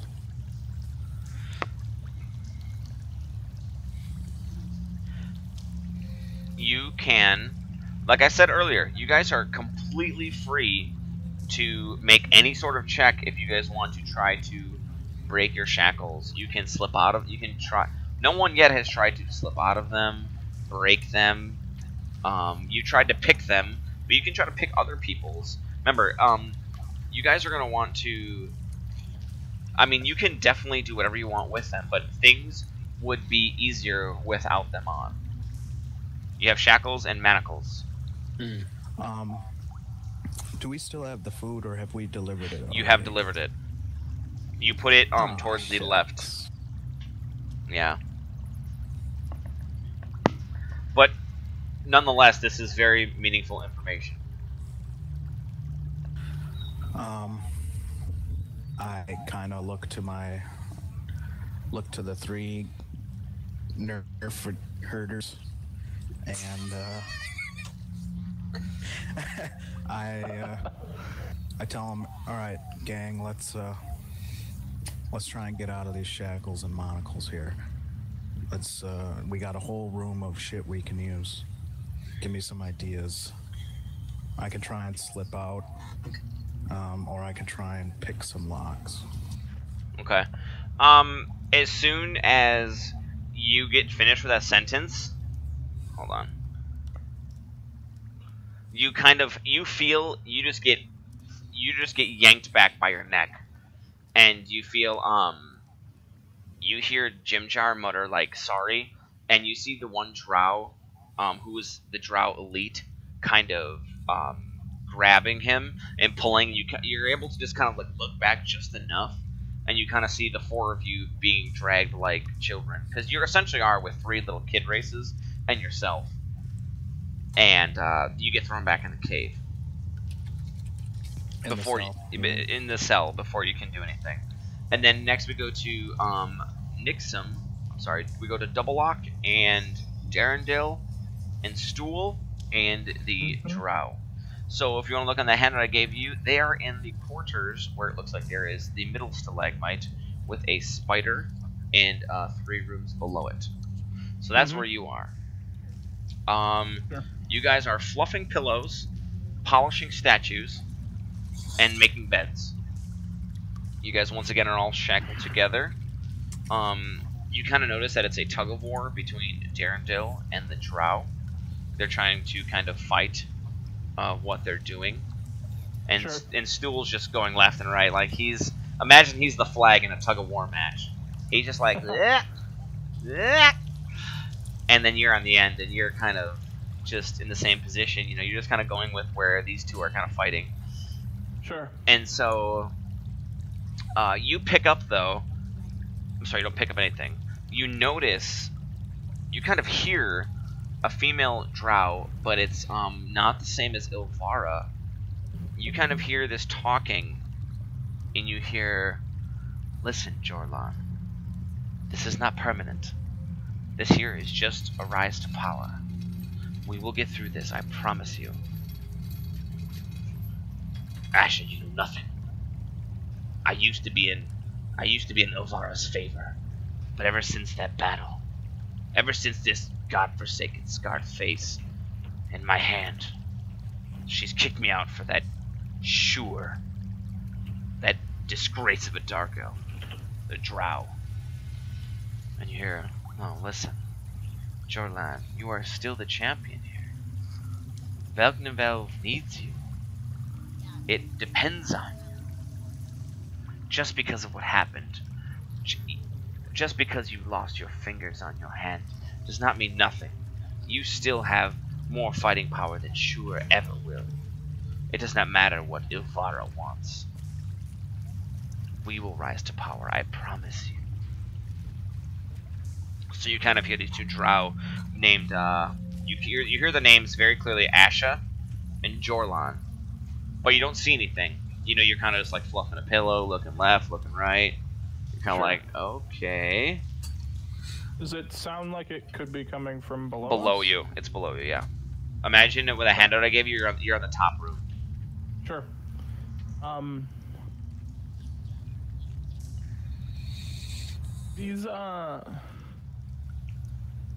These pillows that we're fluffing. They're ornament. They're like ornamental pillows. They're beautiful. They're silken. They're the highest grade. You've never touched anything so fine. What are they filled with?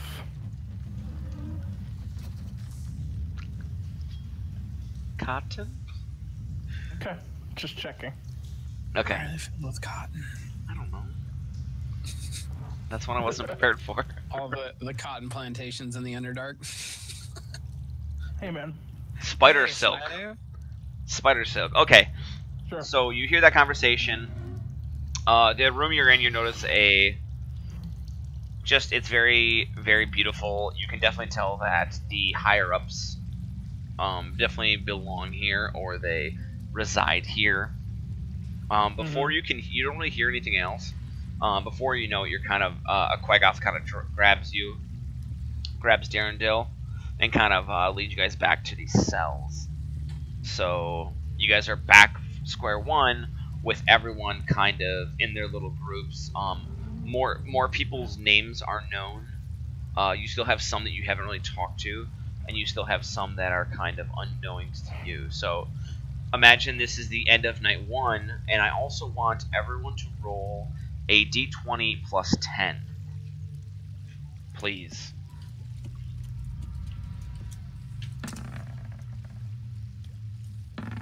Damn.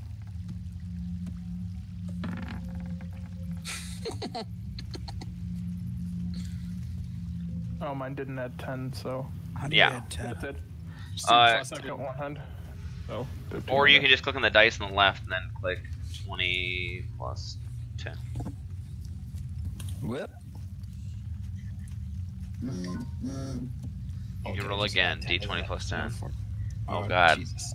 Okay, so, Keldon, while you guys were out, you were able to pick up a living spider the size of a tarantula. Please write that down. Corsamir, while you were in the Quaggoth pit, you found a flint shard that resembles a dagger. Double Lock, Prison shank. you found also a spider. If you want, you can use my 17 because I rolled a 38. 7 You find a 5-foot long strand of silk rope. Okay. Arden, you find a gold coin. That's perfect for him. So, with what you guys That just is received and the knowledge you have, let's kind of... imagine you guys really can't augment or really understand what time it is, but you guys all kind of start feeling tired. So you can kind of discern that this might be your schedule from the surface is nighttime. So, the Drow, you've seen the Drow patrol kind of slow. There's still guys guarding you, but you notice it's a lot quieter. So, if there's anything you guys want to do in terms of your restraints, if you want to try that anymore, remember, I want to try to slip out of mine. I'll say it again. You guys can slip out. You guys can break. You can try to unlock. Okay. So let's go from there. I'll try to break out of mine. Okay, remember you have 2 different ones. So if you want to break the manacles, make a strength check for me, a DC strength, please. And then you can make another one for the collar. You were so close. Another strength one. Another strength one. Oh, not as good. Oh, maybe, no, never okay. mind. Just as good. So your second one, you kind of pull and you pull and you pull and you're like, "Rah," and you rip it and you break the ones from around your neck. So you've broken your manacles off. Remember, guys, you can also get help or help other people, which will give you advantage on rolls. So if you guys literally want to be like, we're going to group up and help each other, that means you have advantage. Remember, helping is also for out-of-combat related stuff. So, Corsamir, all you have on now is shackles. Your arms are shackled, but I'm guessing you want to leave the manacles appear to be connected? Yeah. Yeah. Not to draw suspicion. So yeah, the ones around your neck are gone. The resemblance, if you wanted to, you could break the resemblance of being a prisoner. Anyone else want to do I anything think I'll leave them on. before you guys all kind of pass out? I want to try to slip out of mine. Sure. Give me a dexterity check. And you can use your thieves' tools, Arden, but on other people. No. I don't think I get out. You're like, eh. Yep, roll a dex saving throw if you want to try to slip out. Oh, Keldon, you're able to. I imagine like you take both of your arms and you kind of contort them to some like skinnier animal type, and you're able to make them slip just enough off. But they kind of, actually no. What I would say you do is you kind of maybe make your arms so big that they kind of pop, but you're able to close them, so your shackles are off. But you're able to slip out of them if you want to be, because but you still have your manacle on. If you want to roll a strength check, or maybe you guys can also try to break them by attacking them, but that also might. You guys don't have any weapons. Well, one of you does. Yeah, but there's things that could raise suspicion and other stuff. So you go from there. Oh, Arden, yeah, you are able to. You slip them right off, and you slip right back on. You show that you're more than inept to slip off and slip back on your shackles. So we have 2 people right now that have shackles that can be come off at any time, and we have 1 person that can take off his manacle. Why don't you guys who haven't done a strength? The shackle one though. Yeah, you failed the shackle. Okay. I'll let you guys go for a little bit longer because you guys might arouse suspicion. But yeah, try to break or try to slip out at this time if you guys want to. I go over to Arden. Yes, you can help double lock. Kind of want to go over to Arden and be like, "Hey, can you try to pick this?" I'm like holding up my shackles. And I drop. I unzip my zipper and says, "Go on." You put them back? Wait, why'd you put them back in your butt? All right. Let me see here. Arden kind of rubs his hands together. Boom. Yeah. Arden goes up to double lock, and he looks at you and he says, "Single lock," and he kind of hands it back to you and like kind of clips them. And he clips them back. So now we have 3 people with shackles that are off. So Arden was able to slip out of his. Arden unlocked double locks, and Keldon was able to slip out of his. So 3 of you have yours off. Arden, are you gonna try to do Corsairs? No. Okay. No, I say I look at Corsair. Wes, I'm not talking in game because I had to mute you because you're double talking. Here. I don't know. Yeah. I'm just. Okay. I didn't hear him talk. Yeah. So okay, that's fine. I just muted you in Mumble. Was I? Oh, sorry. Yeah. It's cool. I unmuted it. It's fine. Yeah, I'm just using this to talk because it's the same quality. Yeah. How do I switch to that, or does it matter? It's automatic. You just don't press your button down for mumble. Yeah.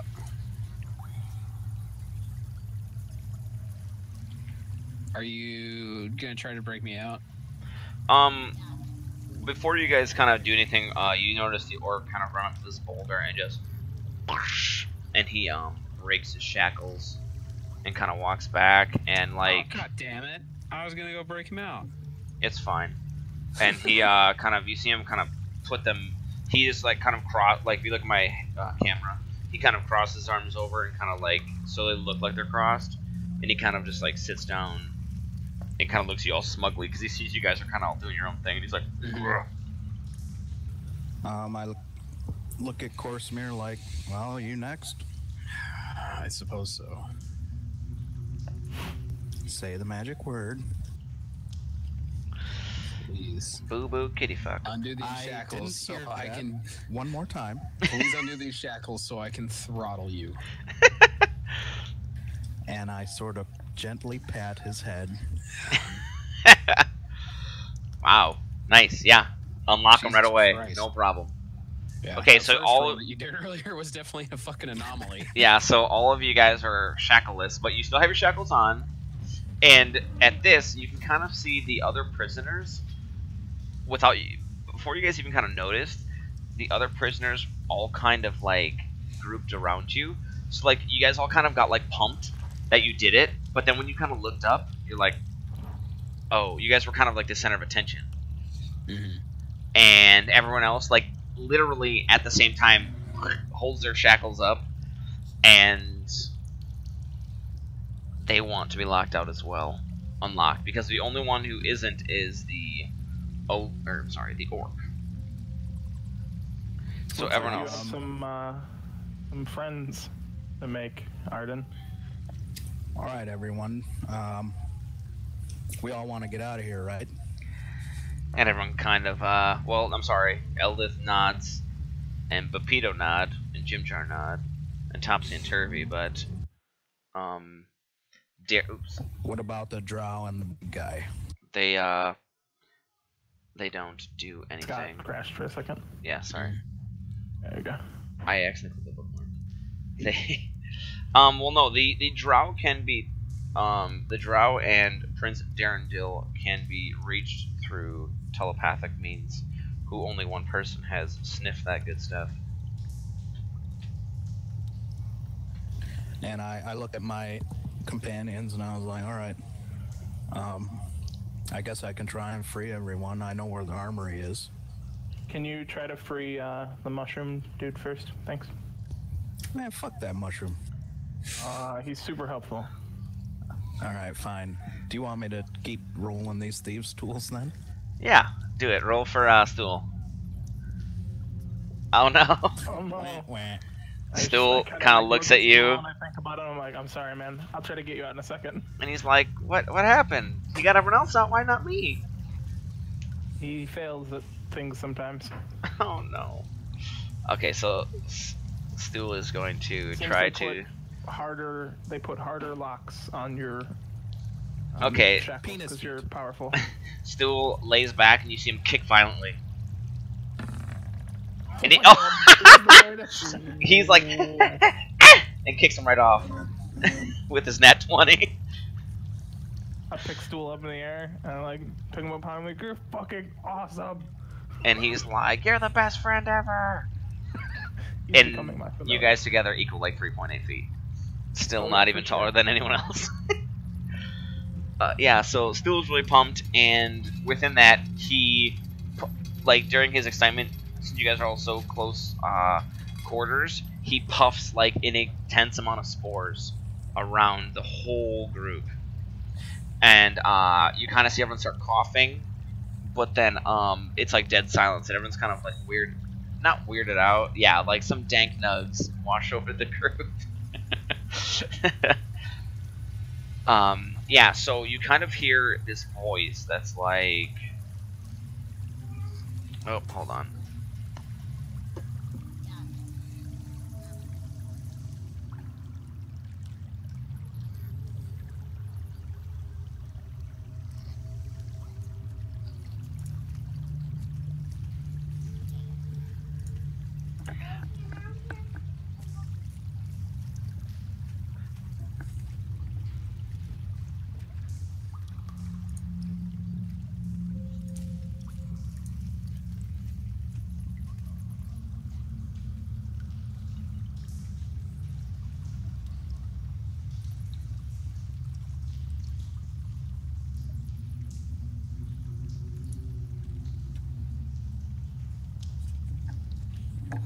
Okay, so these spores kind of take over everyone, and you kind of hear, like, almost everyone at once starts talking.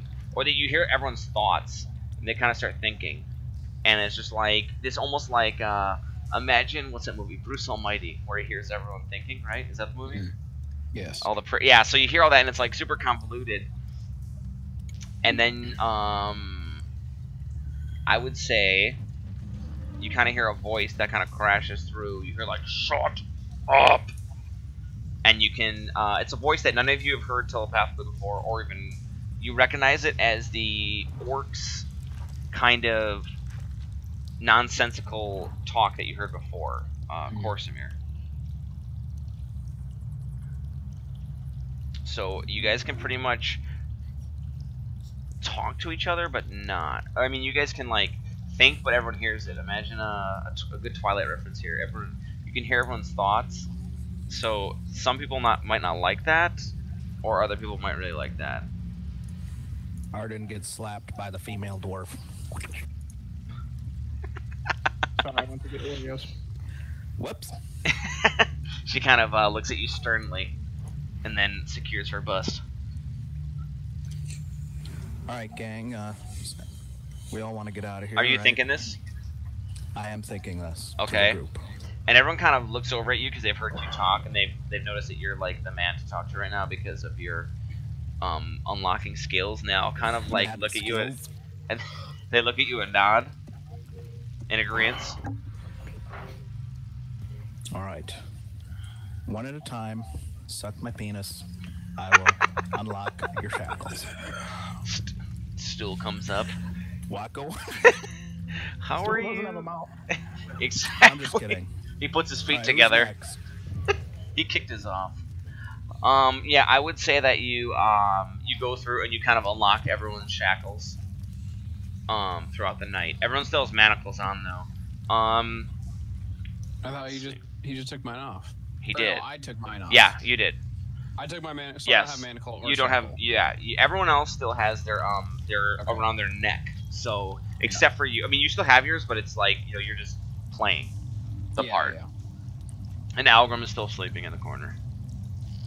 Someone Okay. someone had sex with them too, but I don't know who yet.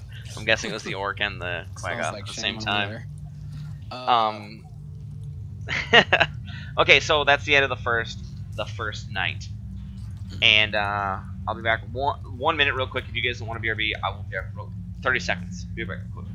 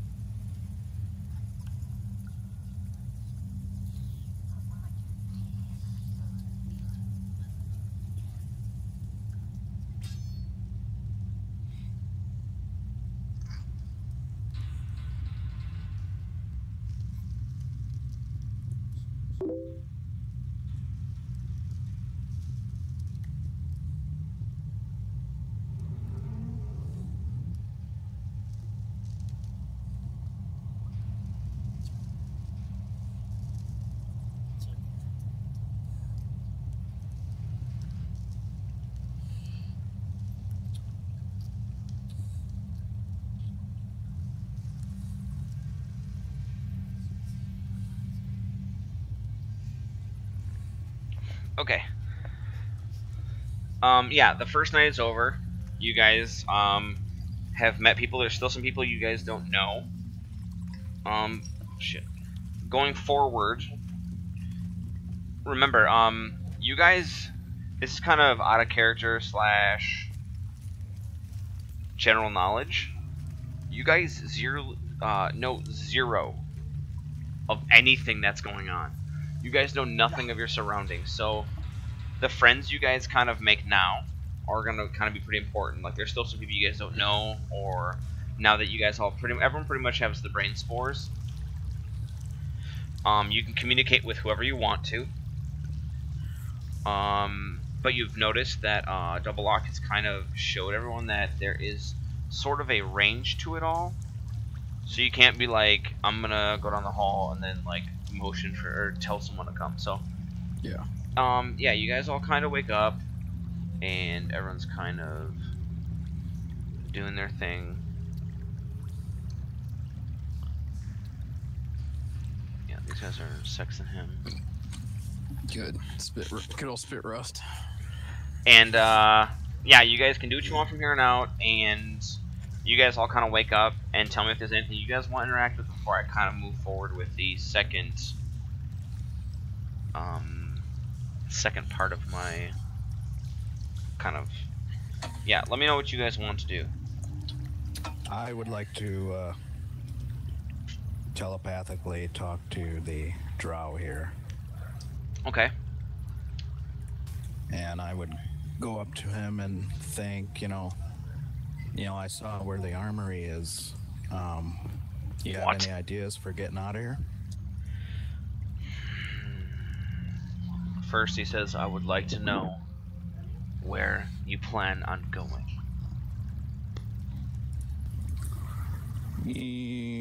As far as once we escape this place, you mean? Yes.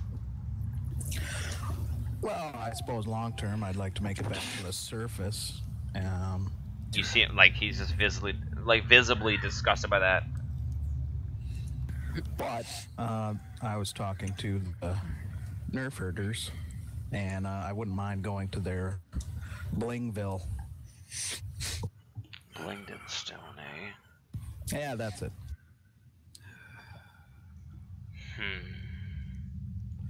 And Arden kind of, pats him on the shoulder like, you look like a tough enough sport, We could use a guy like you. What do you think?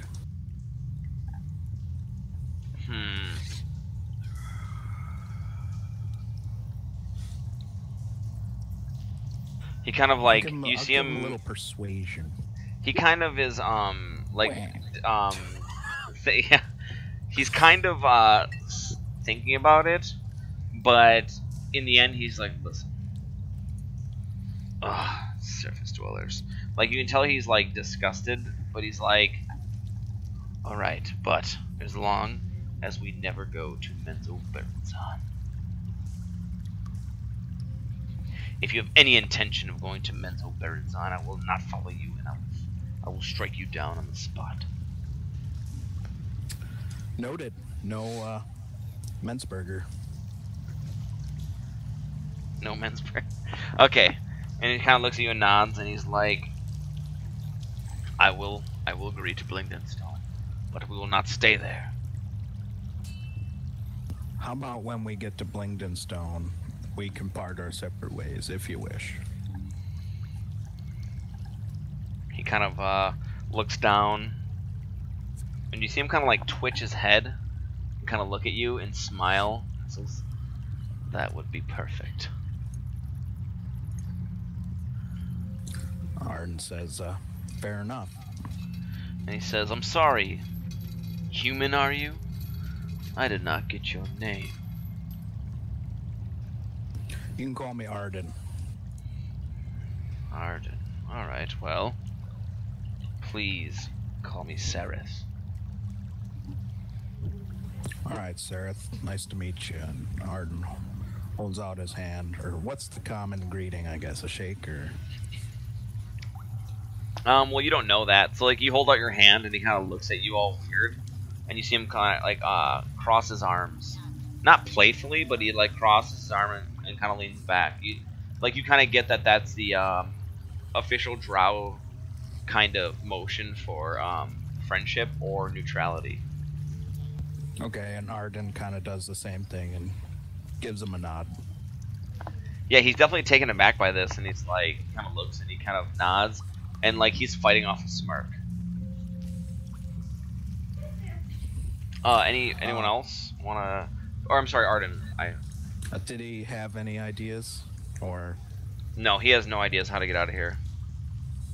Okay, in that case, I would kind of just keep going to everyone I can then and make sure we're all on the same page. Yeah, no, okay, so you're kind of popping around, and, like, you talk to Topsy Turvy and, Jimjar. And they're all about going to Blingdenstone. Like, they're all about it. And, I think Keldon, who's... Keldon's said BRB, but Keldon has talked to Eldrith and Bopito. And Bopito talked about going to... Okay. Bopito talked about going to Grackenslug. That is the Darrow hometown, which he explained to him. And Eldeth talked to him about wanting to go back to Gauntlgrim, which is the dwarven stronghold of the Underdark. Stool wants to go back to Neverlight Grove, which he has shown interest in to double lock. And you guys do not know anything of the orc, or his name, or the fish-like guy in the corner who's kept to himself this whole time.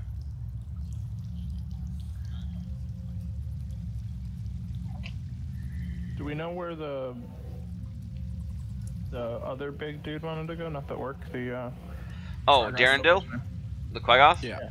The Quaggoth wants to return to the surface. He wants to go to the surface to kill his usurper. Who? Oh yeah. Yeah. Who trapped him in the body? Got it. Yeah. He wants to go kill the usurper who has taken over Nelrinden Vale, or Nelrinden Vane in the High Forest. The wizard who usurped him, named Terestor.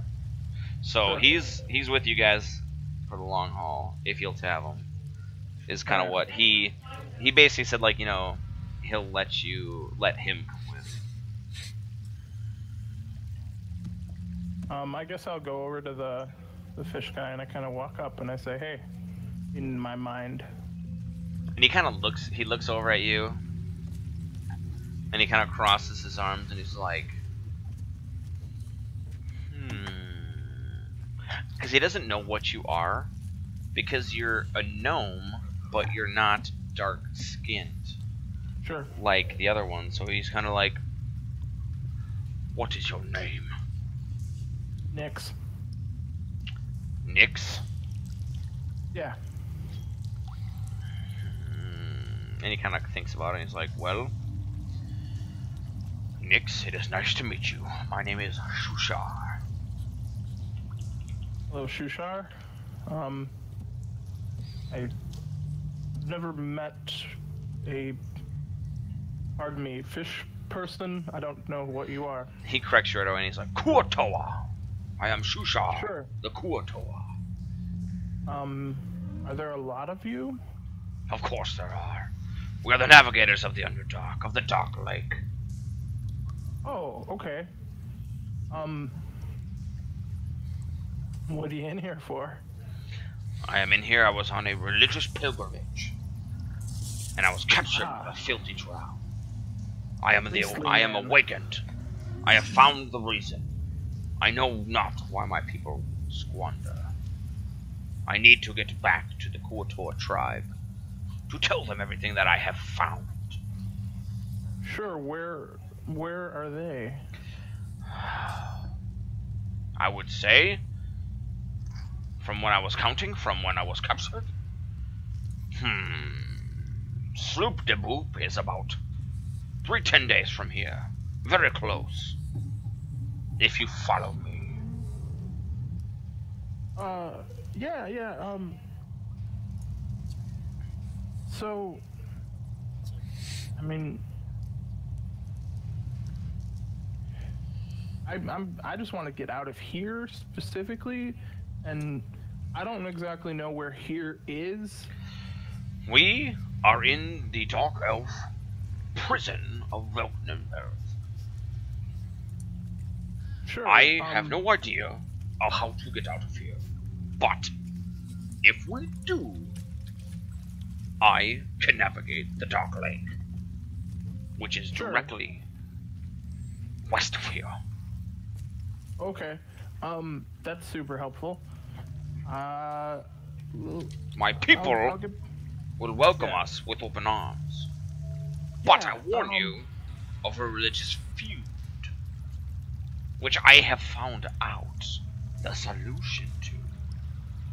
Well, that's good. Religious fighting's never fun. Yeah, I definitely think we could use a navigator. I don't know where everyone wants to go, but once we get out of here, I'm sure people will make that clear. That sounds good. I believe you, little white deep gnome. Yeah, I'm albino. It's strange. That is fine. And I'm sorry, it is not actually 30 days. It is very close. I can get us to the Dark Lake very fast. And I can navigate it. The Kuotoa are the only ones who can navigate the Dark Lake.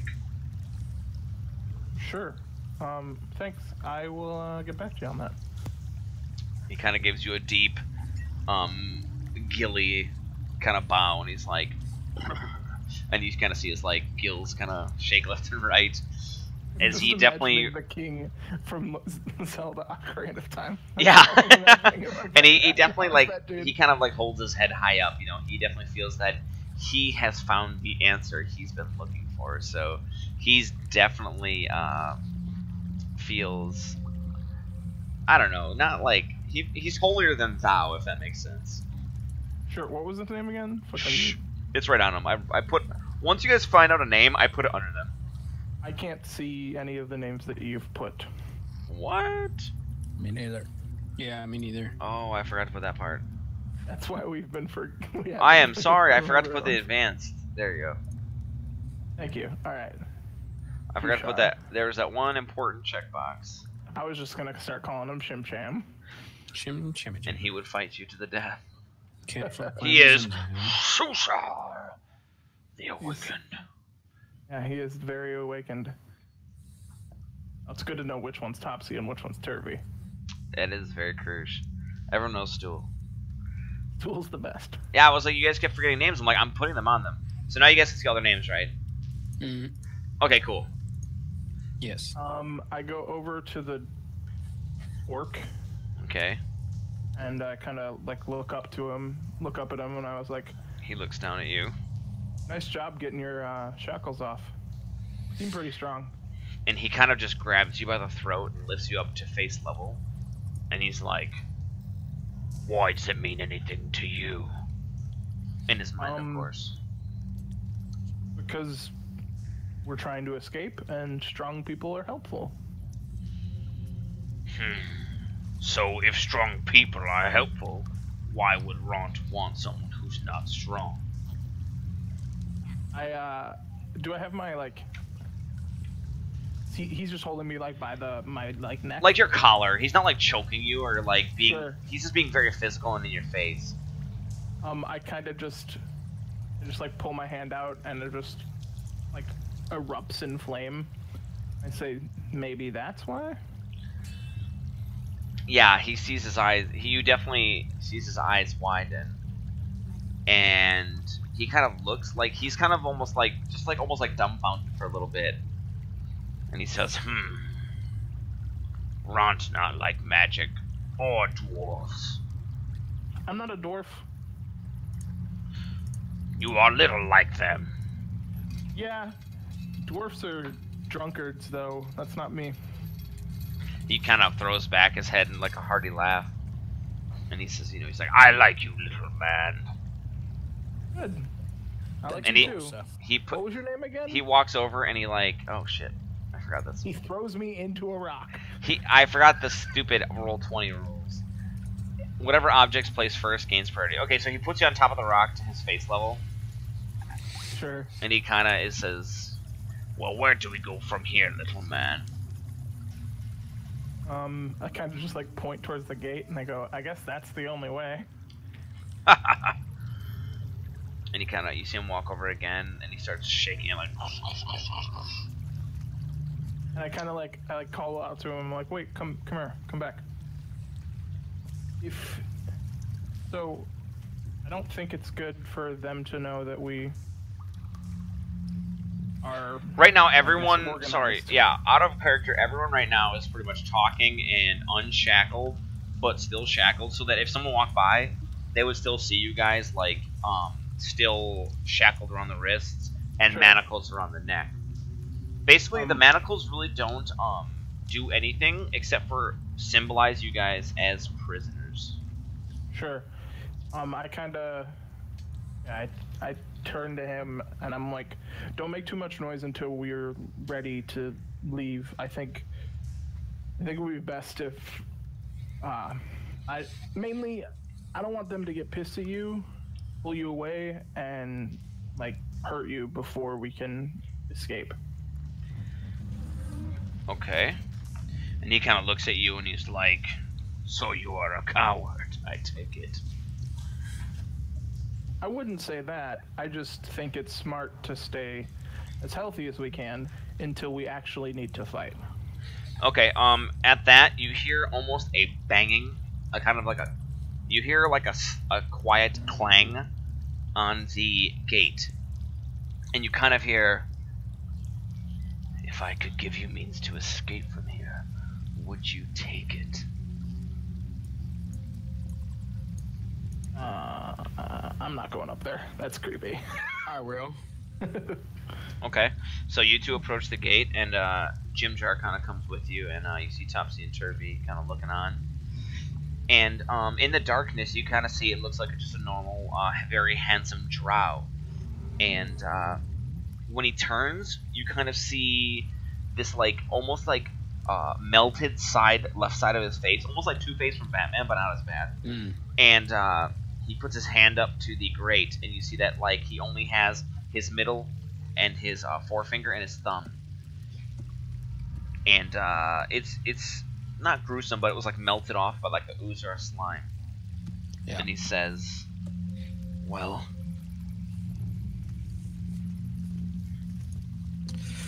I mean, what's your angle? How can we trust you? You can't trust me. But if I were to give you the means of escape from here, would you take it? I would think anyone would take it. I will leave these gates unlocked, as well as create a distraction. I need to know if you will take it. As soon as you tell us your motive.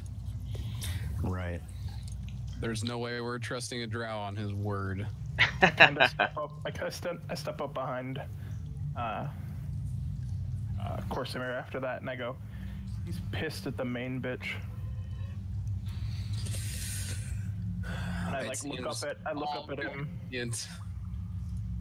I kind of look up at him and I go, I heard you with your friend in the royal chambers. I think that's why you want us to fight. You're pissed that she's cast you aside, thrown you down. And you see him at those words. He kind of like, "Tah, Asha," and he says, "Listen, I will leave the gate unlocked during the change of the guard. That is all I can offer you. And you will not see me. That is my offer. Either you take it, or that is the best you are going to get." And you see him, like, every word he's speaking, it's like he's, like, spitting poison at you. Like, he's just... But it's very heartfelt. Like, you can tell it's, like, he's saying it with sincerity, but also hatred. Can I, think telepathically to, like, the whole... everyone around, like... Yes, what do you think, guys? Everyone around you, sure. Alright, and I think, look, this may be our best opportunity. What do you guys think? I mean, it's something. I don't trust it wholeheartedly, but it's better than my idea was. So, yeah, better than waiting for Judgment Day to come in this godforsaken cell. You hear Jim Jar kind of thinking, you're like, I bet you 10 gold it's a trap. Yeah. And Bapito, you hear Bapito is kind of like, you just kind of hear like almost like maniacal laughter from him. That's it. And he doesn't say anything. Like, his thoughts are very clear. It's just like this creepy laughter. And as it kind of goes, you kind of see the group kind of crowd. Well, he's not moving, crowd around. And everyone is pretty much in agreement that you guys want to leave. So he looks up and he says, "Last chance. If I give you the means to break out, will you take it?" Of course we will. Yeah, I guess. We're not Okay. gonna sit here and wait. You see him kind of like, he does a sweet duster flash, like pulls his cloak over and he's like, 2 hours, and then walks away. Like, he hastily walks away. So that's what you guys have to talk amongst yourselves with what was just kind of given to you. All right, gang, we've got 2 hours. Let's think of an attack plan here. Well, it looks like I'm the only one with an actual weapon here, so I'll You have I'll a go dagger. first. I know. Yeah, remember, you guys, for right now, literally are just going to, I didn't do it right away, but all your inventory is gone, all your weapons and all your armor is gone, and you're going to scavenge from what you can find. You casters don't have anything except for stuff that can be chanted and motioned with. You don't have, like, any materials. So, you have to go with that. Okay. He said he knew where the armory was. Yes. Arden was there. I do. Yeah. If you, guarded by some pretty beefy dude and a couple of his lackeys. Okay, so if you go to your handout of Vilkenvelv, you'll notice that the armory where Corsamir was, where Arden was working is you notice that on the left, that ornamental gate is, hold on.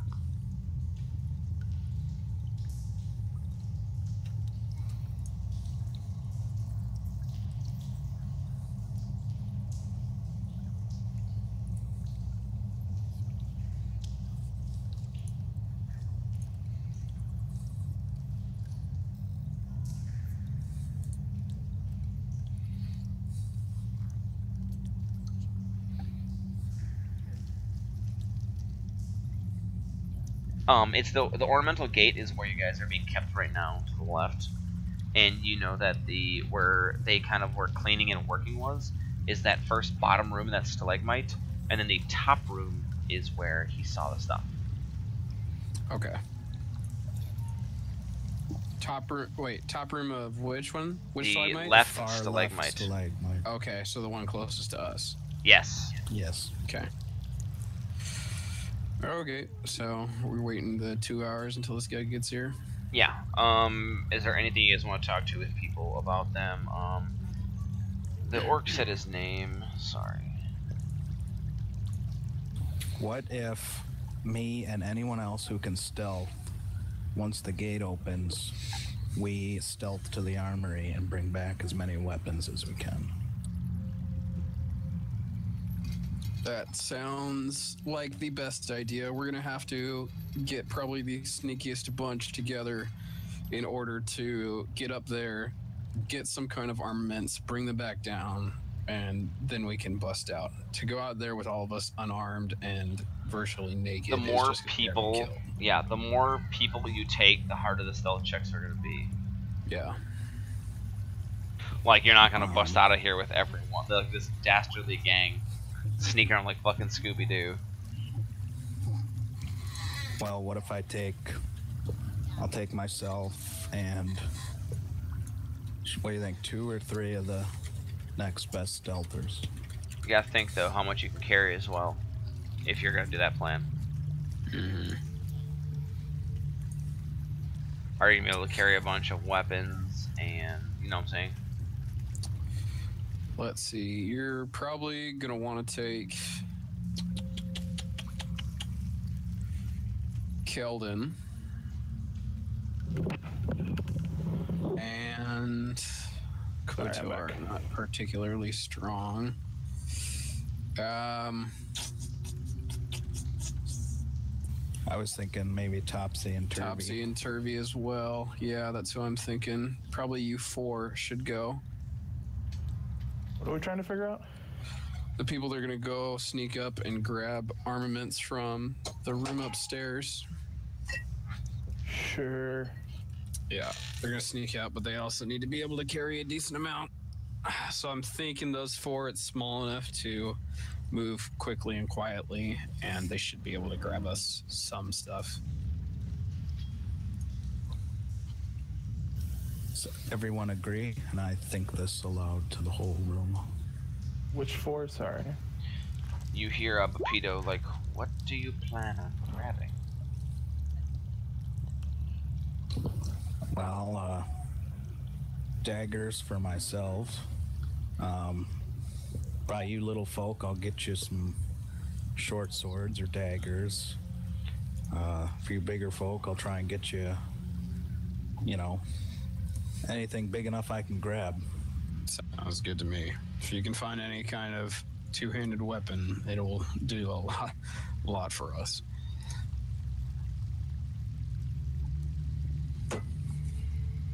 Okay, so have you decided? Tell me who is going. He's leaving the gate unlocked Arden, for all Topsy, you and guys. Turvy. Okay, Keldon, Arden, Topsy, and Turvy. And are you guys gonna wait here till we get back, or Yes. do you want to try? Okay.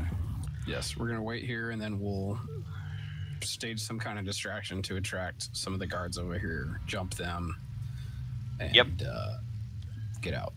Okay, so you guys are kind of sitting around brooding, kind of talking about this, that, whatever, and you kind of hear like a, and you hear a drow run away as fast as he can.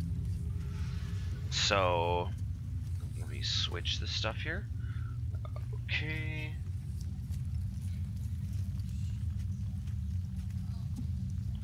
Yeah, so you guys, you kind of like almost not believing it, you kind of push in the gate and you see it open a little bit. What do you do? Alright, well, those four are gonna head out, and then the rest of us are going to, I'll stand by the door just to make sure no shenanigans happens, or they don't get caught or something, and they're gonna head out. Okay. Yeah, so the first part of this little thing is going to go on in the care tower. And let's start from there. Okay. So what are you guys gonna do? All right, guys. Let's go ahead and stealth and work our way to the armory. You remember that these stairs were on the left side. That passes.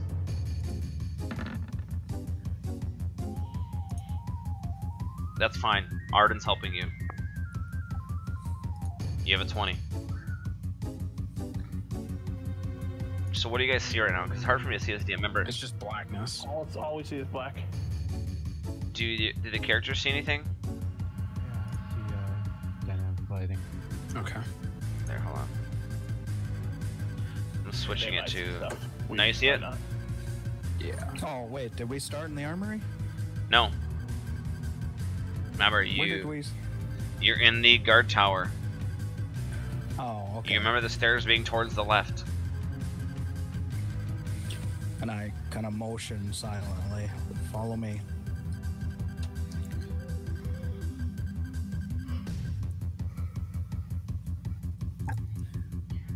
Okay, so you've arrived to the stairs. You go up. There is no guards. Can you guys see the table? Yeah. Yeah. Okay, But back I have up. to move over there. Yeah. Yeah. Yeah. So you guys are able to. You guys have passed your cell checks, and you get upstairs in the armory. And yeah, from there you guys see, like I said, a ton of stuff. You see chain shirts, studded leather armor. You see shields, hand crossbows, 20 cases of crossbow bolts, short swords, daggers, caltrops. There's 2 glaives, 1 battle axe, 1 long sword, building hammers, iron spikes. 400 feet of silk rope. What do you grab? And tell me how much of it, so I can see if you can carry it.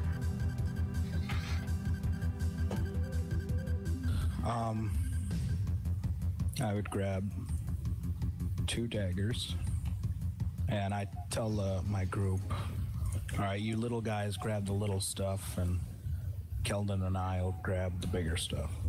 Okay, so what are they grabbing? They are grabbing weapons for themselves and weapons for every other little guy. Do you want a specific number? I mean, as much as they can carry. Yeah, they grab They each grab 2 daggers for themselves. And they each grab a studded leather jerkin. And they each grab an extra jerkin. What are you guys grabbing? All they can carry, right? And they grab rope. And they grab crossbow bolts, and they each grab a hand crossbow. That's it. Remember, they are deep gnomes. They are tiny.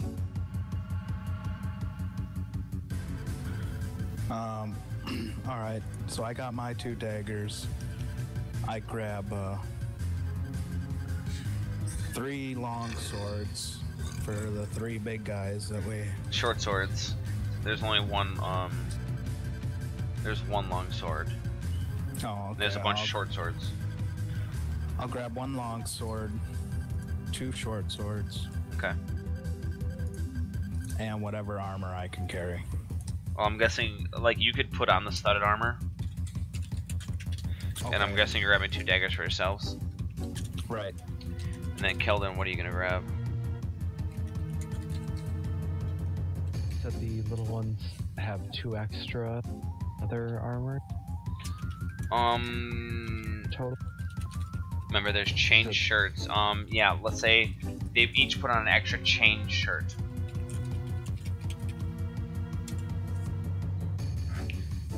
I don't know, Arden, what do you think I should grab? The short sword? I meant just, you know, whatever weapon you're most comfortable with grabbing, and then we want to try and bring enough stuff back for everyone. I grabbed Corsamir longsword, so... Okay, I'm not proficient in any of those weapons, I don't think. So, I'm sorry, yeah, there is a scimitar up there. I apologize. There's a couple scimitars. I forgot about that, sorry. How convenient. Then I will take 1 scimitar, please. Well, yeah, they draw would obviously have scimitars. I apologize. I forgot about that. And I would like to grab a short sword for my lady dwarf friend. Yep. And I guess as many more short swords as I could carry, I think. Okay, yeah. Because you guys, plenty of people. Yeah, you guys are at max encumbrance. Give me another stealth check, both of you.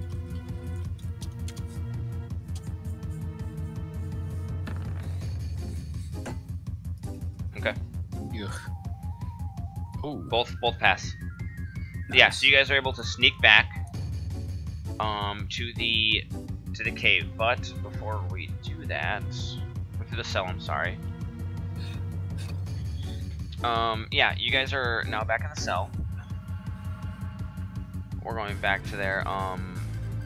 Keldon and Arden, topsy-turvy, you guys are on your way back, and you guys notice a drow comes in. Remember, you 4 are not here. A drow kind of comes up, and he notices the gate is somewhat unlocked. So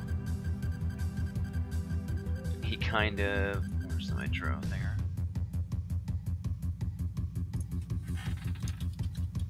Yeah, he kind of comes in.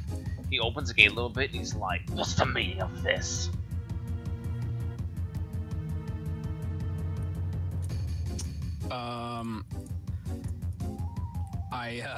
Are our guys back yet or no? No, they're sneaking back.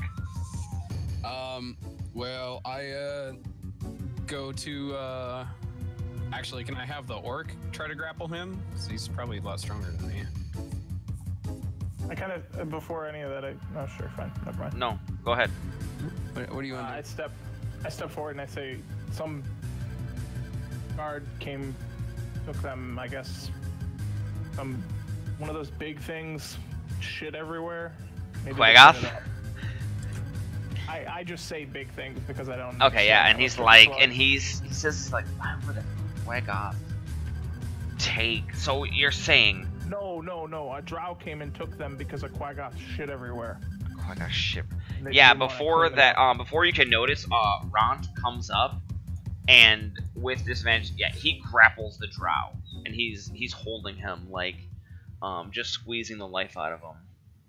Okay.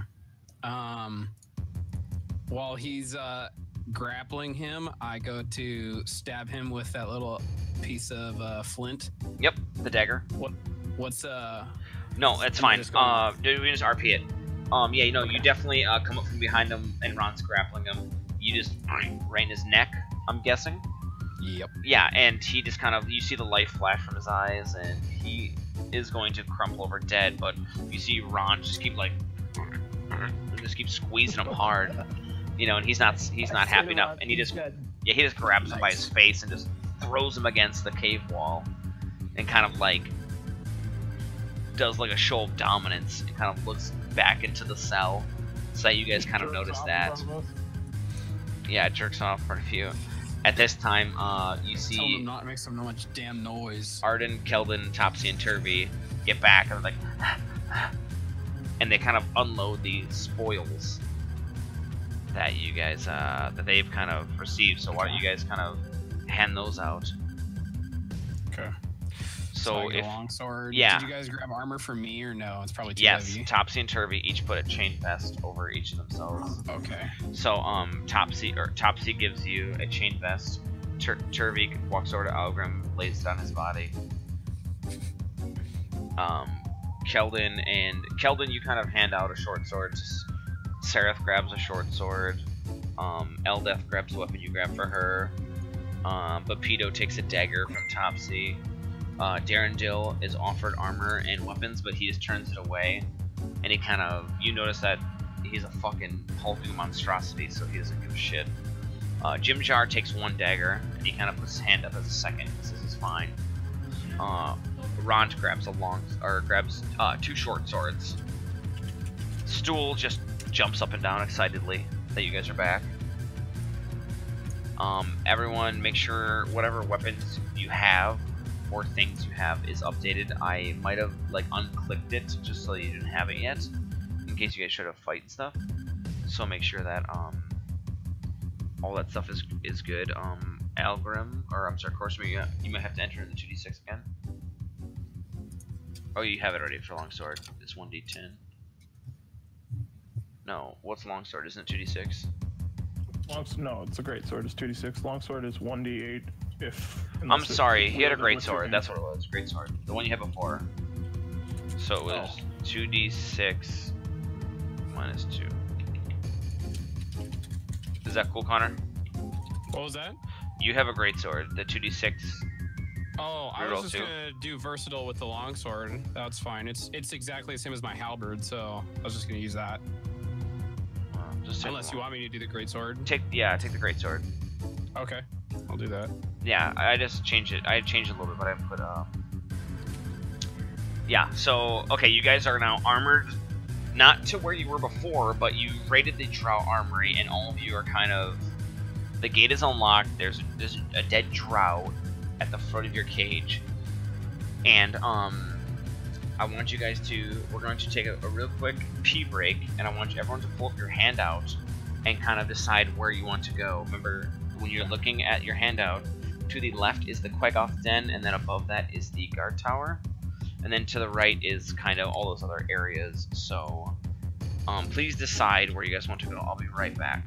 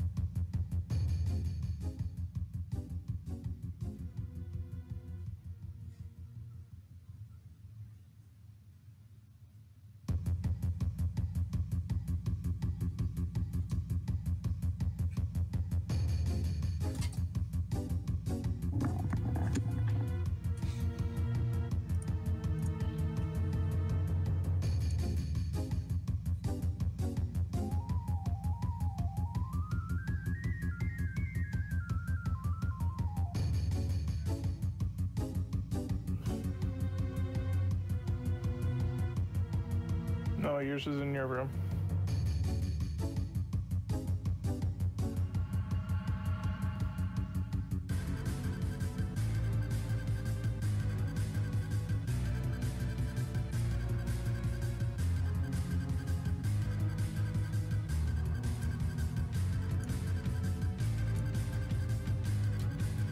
Okay, I'm back. I'm going to switch the map, and I kind of want you guys to mark off where you want to go. Okay. You see that? Well, the Kuatoa guy has knowledge of this, right? Or did he just not have knowledge of here? It was just the Underdark in general. He has knowledge. The Kuatoa has vast knowledge of the Underdark in general. To getting to where he wants to go. He said he wants to go to Sloop de Boop. I look at Drow Seraph and I said, well, how do we get to Blingin' Stone from here? He looks at you and says, typically I do not know. That's where you wanted to go, so I agreed. Well, aren't you from here? Don't you know the layout? I was captured on a patrol outside of Menzo Berenson. I've never been. I've heard of Velgnindeld, but I've never actually been here. So if you guys look on the map, you see you guys are on... everyone see that map, right? I moved it. Yeah, and the X is, yeah, you guys are the X. Yeah. And that's a top-down view, and your handout is a side view. So kind of put those two together. Sure.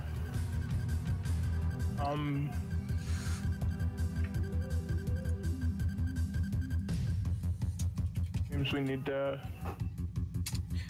we should not go to the right. I know that because that's where I was working, and that's where a bunch of Quaggoths are having a fucking shit orgy. So we're gonna probably just head straight forward.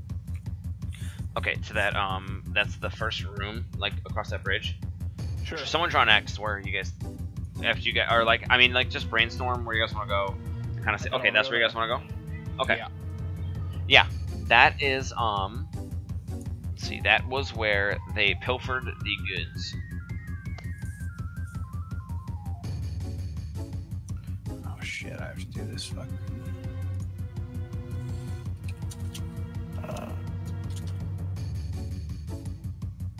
I can't see anything on this map. You shut your mouth. I'm just test rolling. Just one sec. Cool, thanks. Yep. Arden, Okay, Kelvin, cool. Kosimir. Okay, and then the other guys are behind you. Who? All the NPCs? Yeah, they're following me slowly behind you. They're Mike West Dog said DC. 1 second. When he gets back, we'll go forward from here. Keldon, it might be best if you scout ahead of us with Yeah, should probably sneak out one of of your here. animal forms. Okay. Just so you guys know, the fall kinda, I might not be able to do it again for a while. Yeah. Sure. Maybe we should have Arden sneak ahead instead and save his animal form for if he needs it later. Sure, I guess that would work. If I don't want to get into a sticky situation and him not have it. Yeah, if I could find some sort of magic implement, I'd be able to cast some other spells, but I can't do much until I get one of those. And I need to find my spell book too. Yeah. We need to find where they took our stuff.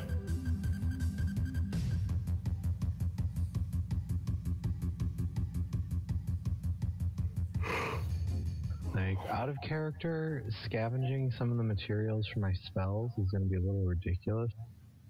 Yeah. Oh yeah. I need to find an implement. Most of my stuff I'm not gonna be able to. Like, I'm sure I'm not going to find any, like, pine trees down here. Yeah.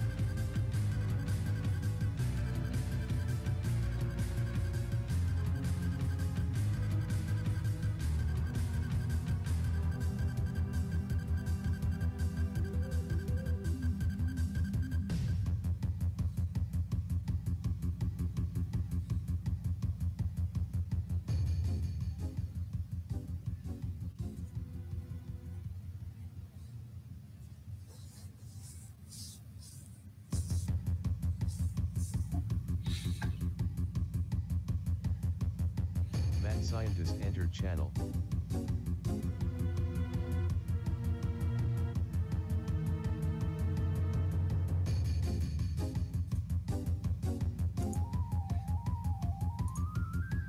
Mad Scientist entered channel.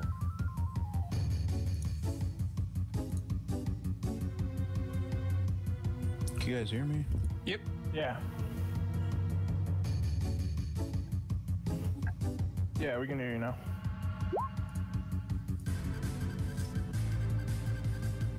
It's cool.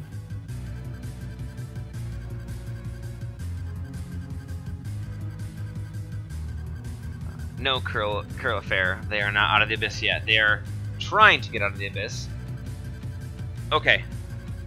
You guys have... What do you guys see from here? A weapon rack.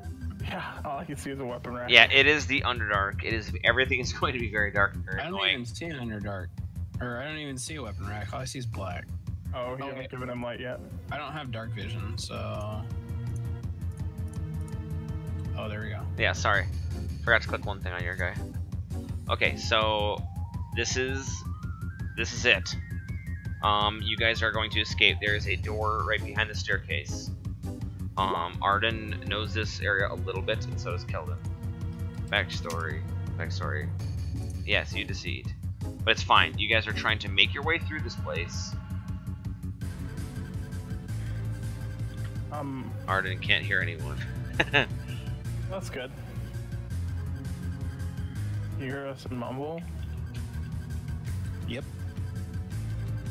Alright, I'll try refreshing here. Yeah, make sure that when you click on the gear on the top right, it says from video plus voice. Receiving. I want to receive video and voice. There it is. There it is. I got it. Perfect. Okay. So yeah, you guys are all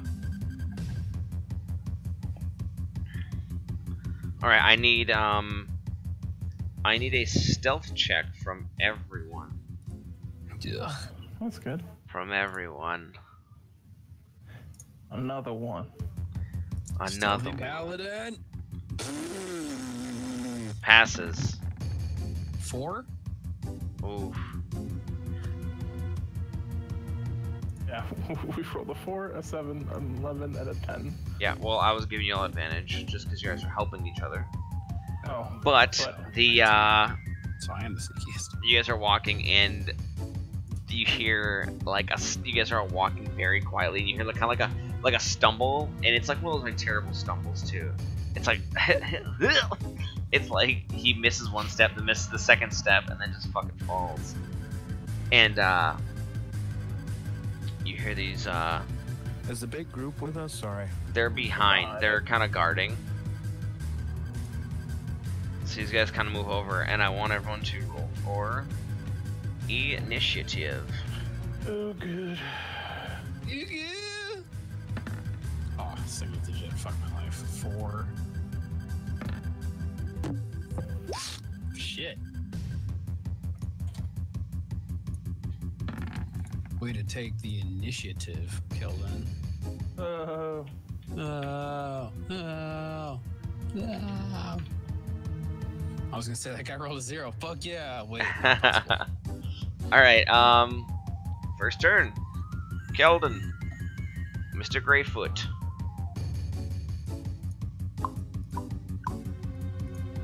Well, all I can do is brute force it, so I'm gonna run up and swing it with that handy scimitar. You do you, son.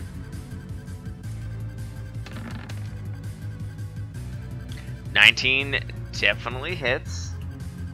And you do 5 damage. Yeah, you cut right into him. And he just, you hear him yell. And he's like, prisoners are escaping! As you slash him, and he's like, ugh! And kind of like furls back as you definitely cut right into him. Next is this guy, and he's going to move to this side of you. And he is going to brandish his short sword. And you have a studded leather tunic now, right? No, I don't think I was given one. Yeah, you should have gone. You put one on when you got it. Yeah, we got one. So 15. Your AC should be like 11 on armor, but studded leather tunic should be. Sorry, let me. It's studded leather is 12 plus your dex mod. Yep. Wait, studded leather should be 13. I thought. No, that's horse armor. Chain shirt is is the 13. Yeah. That's the one I have. Yep, studded leather 12 plus dex.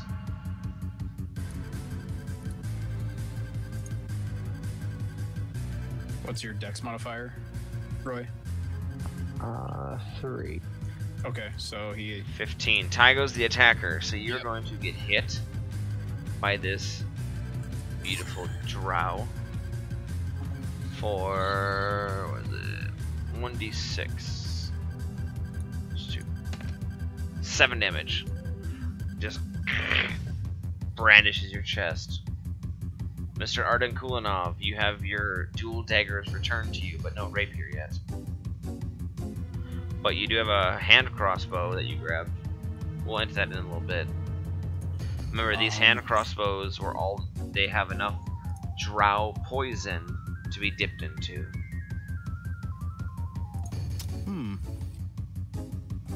Actually, I might save those and I'll come behind this guy. Yep.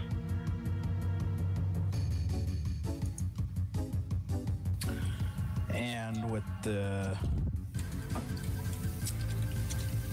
I fucking give him the 1-2. Hit. Hit. So, yes, you do get sneak attacks. 5, 9, 10. Yeah, as soon as you stab him, he's just... bleh, right in his back. Dead. There's no next... Same old song and dance. He's just fucking gone. Lights out. Double lock. I guess it's helpful that I can still do this. I kind of mutter under my breath, and like a small bolt of flame appears in my hand, and I throw it at the other guy. Good job, only verbal and somatic. Oh. Yeah. The light immediately just blinds him, and he's freaked out because he's just completely blinded by this. Like fire just came and blasted him for maximum damage. Yeah, and he kind of reels back, and he's going to just straight charge you, and just wants to discard of this vile sorcery that from the surface dweller. Fail boat. Rolls a 6. Yeah. Of course, Amir, it's up to you. Save his life. Yeah, save his life.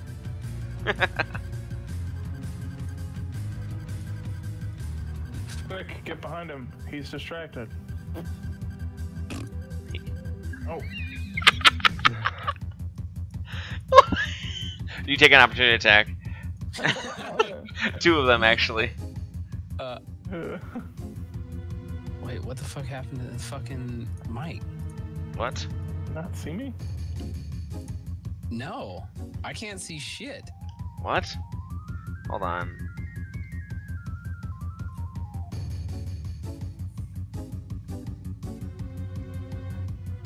You should have light, and you should just be able to see everyone else. No, I can't. I can see I can see the guy all the way up by the fucking table, but I can't see Mike. Oh, he just popped in. There we go. Jesus. It's like, what the fuck, man? All right. Sorry, that's probably my fault for Oh shit. 15. 15 is a hit. Oh. Ty goes the attacker, and you do 10 damage. Yeah, slices him right down. This drow is toast. Thanks, bro. Toasty. Yeah, both drow are dispatched of, and you guys are going to. Okay, let's all go back to that. Yeah, There's both. another guy up there, though. Huh? There's another drow up there. Where?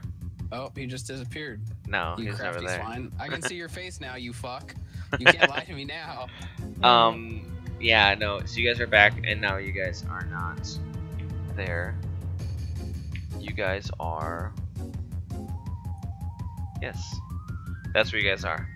So the upstairs was the weapon rack. You guys can go grab anything else you want. The things that were left over that I didn't hear were grabbed were, which I was hoping you guys read Chapter 8 of the Player's Handbook, which probably none of you read. But there's things to do in between adventuring, which are important. So the things that were left upstairs were 2 bags of iron spikes, 2 building hammers, coils of rope, caltrops, and some crossbow bolts.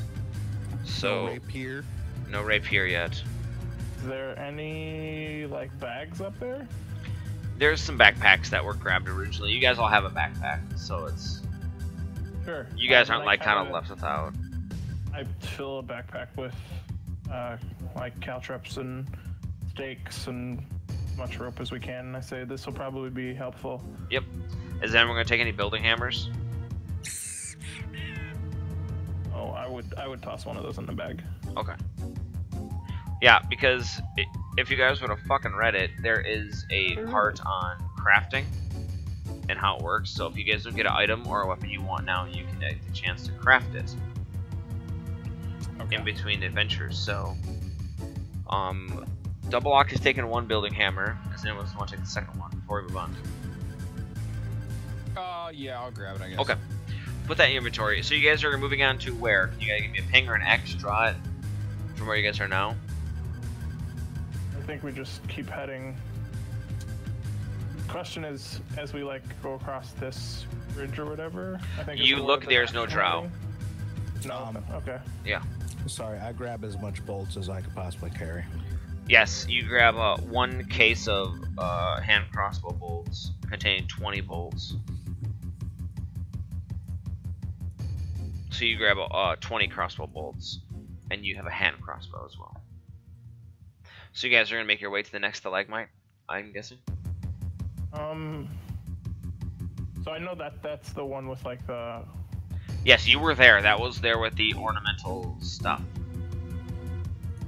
Like it looked like it was more royalty and hoity-toity. Yeah. Should we just pass up and keep trying to get out? This was where the royal quarters were. Anyone? What was that? Should we just pass it up, or this one was where the royal quarters were? Do we really need to get in there? Yep, I think we do. Okay, I guess I follow him. Sure. Anyone else want to weigh in on that? Or are we Yeah. going? You guys fine with following me to the doorstep? Death's doorstep? Arden? Yep. Keldon? Sure. Okay. It will be dark. 1 second. I need to fix the tokens. Roy's typed response. I'm not reading typed, so I'm sorry if I don't read what you say. There's too much stuff going on.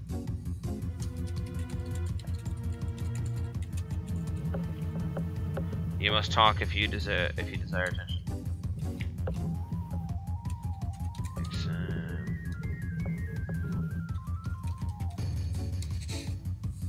Okay. So you guys should be in here. You see everything, or? Nope, I don't see anything. Oh, okay, there we go. I see a carpet. Okay. I immediately roll the carpet up and steal it. Mission accomplished, man. Selling a drow carpet. Useless as possible. Hey, air duster. Okay, so Arden, you should go. You're the sneakiest out of all of us. You should go ahead and see what you can check out before we just start rampaging through these rooms. First of all, I don't take orders from you. Fucking lay down the law. But guys, I'm gonna stealth and check it out. So, stand by. Yeah, you totally came up with that idea on your own. Cool, whatever. Don't care. Go.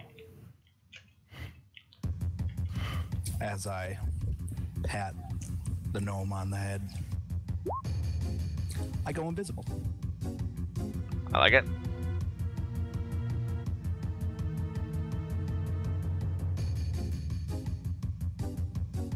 Oh, sweet Jesus. Oh, god damn it.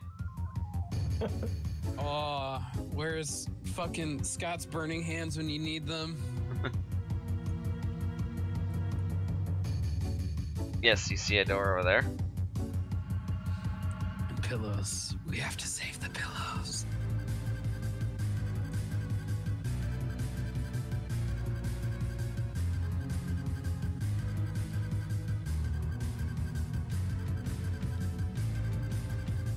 Is this door locked or Nope. just a door? It is a door leading down.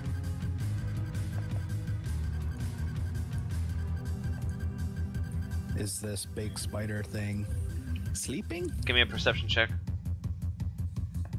Do you perceive it to be sleeping?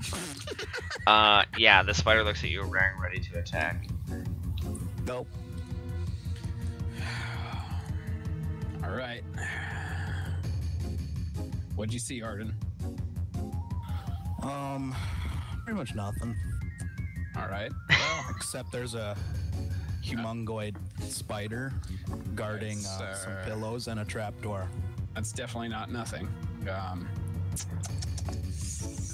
Listen, why don't I go behind it and you guys charge in from the front and I'll, give them the old 1-2 and we take it down. Obviously, it's here for a reason. It's probably guarding something. So let's. I like that idea. So I'm going to sneak back and get behind it. Okay. All right. Are you two ready? Sure. Nice spider. Great. I hate it just as much as you do. Should I give it a sneak attack? Of course. I mean, this is a surprise round. Yeah. And I have advantage on any creature that hasn't taken a turn yet. Yeah. Assassin.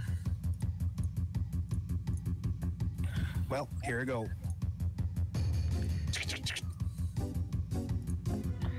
Yep, you attack. Yeah, guys who are asking, I'm the DM on the left side. 20, 22. Yeah, you try to attack it, but you do not pierce its fierce skin. It does no damage. Fucking shit. What? Yep. Next turn. 24 and 20. It's advantage, right? Yep. Yep. All right. Oh, got 24, 25 miss. Guys, it's Yep. a fucking statue of a spider. It's not a fucking spider. Go down the fucking trap door. God damn it. I didn't attack anything. You're speaking double, Mike. Oh. Yeah, after Arden attacks it, you realize this giant ping ping, and the spider is so lifelike, but your perception check was so bad that it looks so real to you that it freaked you out. And the spider is this giant, you see that it's this giant spider that looks so real, that it throws you off completely and you feel like a fool. Breaks both of his daggers in the process. But as soon as that happens, those giant ping, ping, ping, a normal spider pops out from the, oops, where is it? Sorry. From the pillows, a real giant spider pops out Oh my god. because you guys had attacked the other one.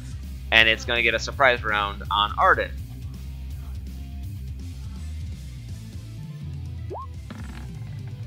Does 14 hit your AC? No. Then we're good. Oh, let's add everyone to the turn order. Everyone roll for initiative, please. Oh god, here we go.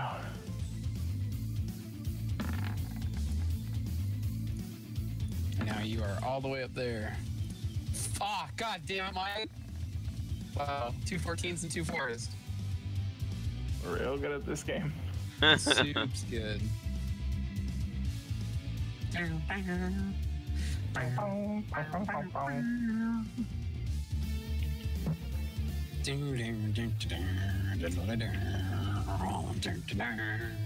Sorry. Keldon. Shit got deleted. turn. 14, and Arden got a 14. Alright, let's do this dance.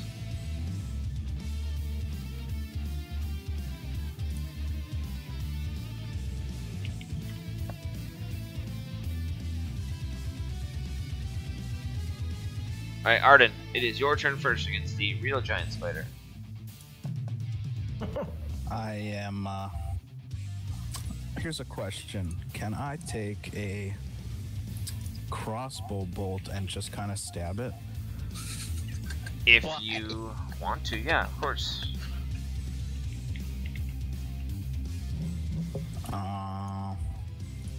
Would that be the same as using my hand crossbow, or is it one? I mean, what is the significance of this? Kind of go over it. I'm hoping to poison it right away. So you're using it with one of the bolts that are in the drow poison. Yes. Yes, you're able to do that. Correct. Use it as like a dagger. Okay, so I'm gonna use that, and then I will also dagger it. Sure.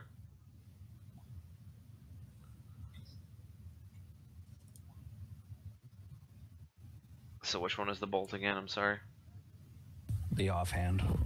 Yeah. The dagger is going to hit. No sneak attack damage. You do 6 damage to it, but the bolt that you try to stab it with kind of misses. Swinging a little too high, but the first one kind of comes right down into the side of the spider's mandible as you see it kind of reel back as you deal 6 damage to it. Next is going to be Keldon. Your turn. Oops, I got cut off. I'm going to run forward and go into my trusty boar form. Yep.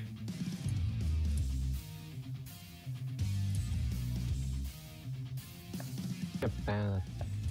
Your turn? Yep.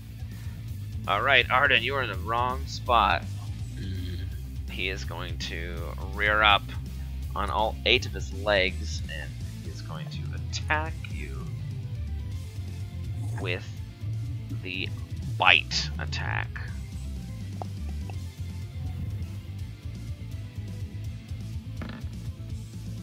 $13? No. Rats. And it's going to kind of show its frustration, but did not hit. Corsamir, your turn. Alright, we're gonna move. Oh, shit. Literally just out of fucking range. Alright, well, I'm gonna move up there. And I don't have my motherfucking halberd, so I don't have reach anymore. God damn it. Quite the pickle. Yeah. But I will then put. Let's see.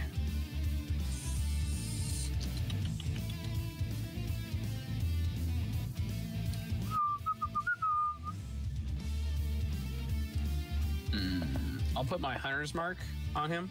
Of course. Granted. That would be Double Lock's turn then, correct? Yep. Double Lock, it is your turn. I just fucking sigh at my rogue companion. And Who are you attacking, the statue or the spider?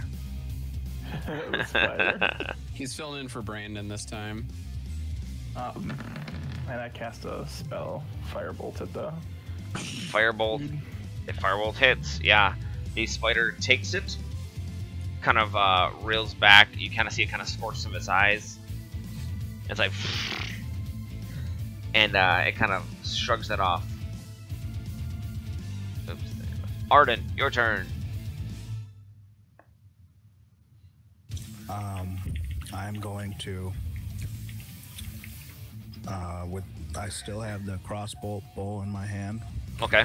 so I'm still gonna try and poison it again. Sure. Yes, the first one hits for 5 damage, and the second one hits for 2. And yes, let's make a DC con save to get poisoned. It should be a 13. Yes, he is poisoned. He is. And then, sorry, and I was also gonna use a cunning action. Okay.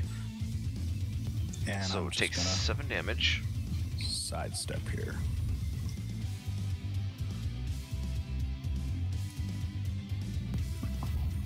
Or Okay. I get an opportunity attack. Well, because are you disengaging? Yeah. Okay, that's fine.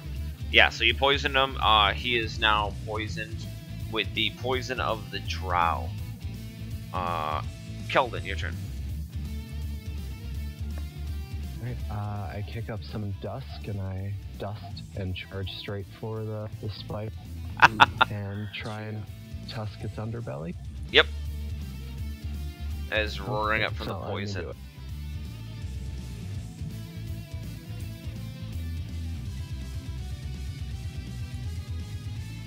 I don't know, whatever you did broke my macros for it.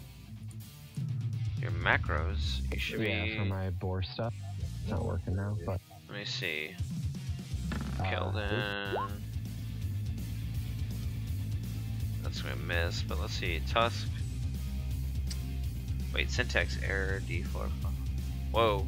Yeah. I didn't really do anything. I just kind of. There was a new patch today. Oh, that could be it.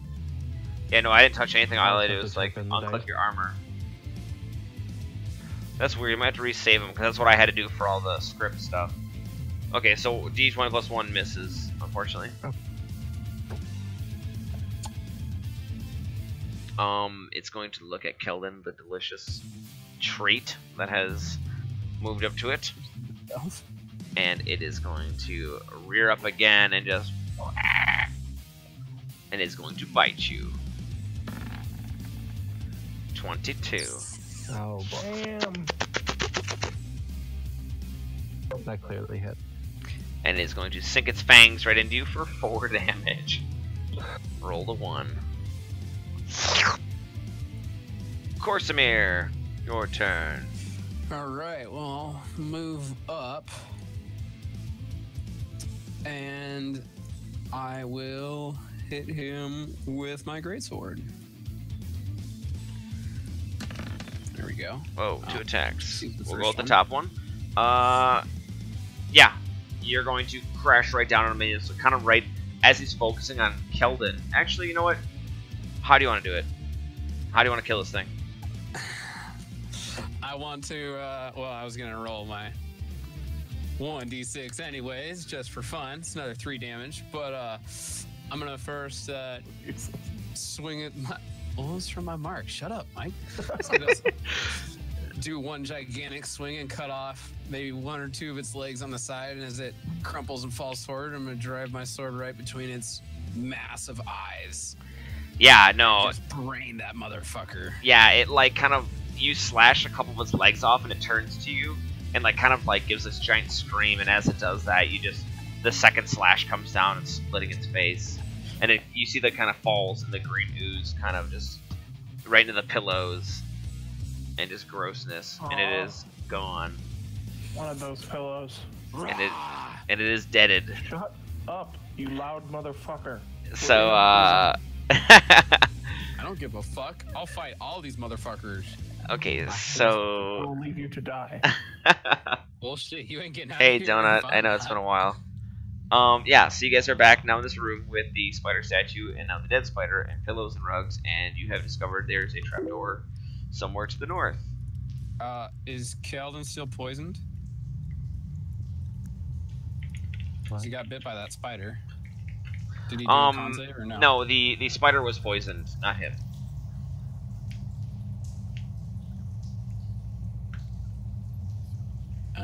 I thought the spiders poisoned when they fucking hit an attack. No, not this giant spider. Oh, okay. Yeah, he's fine. He's a special snowflake. Yep, it's okay, I be was gonna meta. kill him with lay on hands, so. Okay, so you guys are gonna kind of... Yeah, fade to black, I agree. Fade to black. Alright. We're gonna go down this trapdoor, boys. You guys are going down the door. Yeah, you lift up the door, and you kind of realize there's a rope leading down to the room under from where you guys currently are. You guys choose to go down it, correct? Yes, I think that's what we're gonna do. Alrighty. You guys kind of land. I just gotta fix the tokens. Yeah, this patch day messed up everyone's stuff. But you guys kind of arrive. Yeah, some things aren't clicked. You guys kind of plop down right here, and as soon as you get into the room, you kind of realize that there is a very, very nice bed. Yeah, you guys are on a rope ladder. Sorry if I kind of didn't portray that, but yeah, you realize the walls all around are. Hey, Plea, what's up? All the walls are drenched in like spider silk, and they look like a spider's web. Everything's very ornamental, and there's these mats woven on the ground, and everything looks very expensive. And that's what you see for right now. So you guys can kind of wander about the room and go from there. Maybe we should check for traps first. Oh, chest. Oh, That's what I'm checking for. that. Arden, you're the best with lockpicks. See if you can open this thing. Assuming it's locked. I mean, Is this the same trapdoor we came down? No, that's a different one. I'm sorry. I'll put the. Let's see. Yeah, you came down a rope ladder. That was right. I marked it. You guys will see it.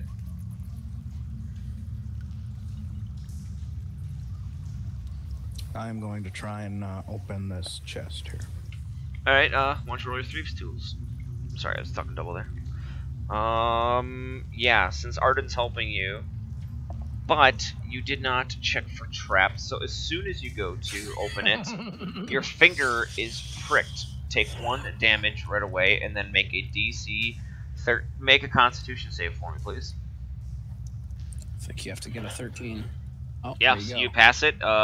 Your training as a rogue allows you to resist the poison that is stuck on the needle that pops out as soon as you put your thieves' tools through. Where is it?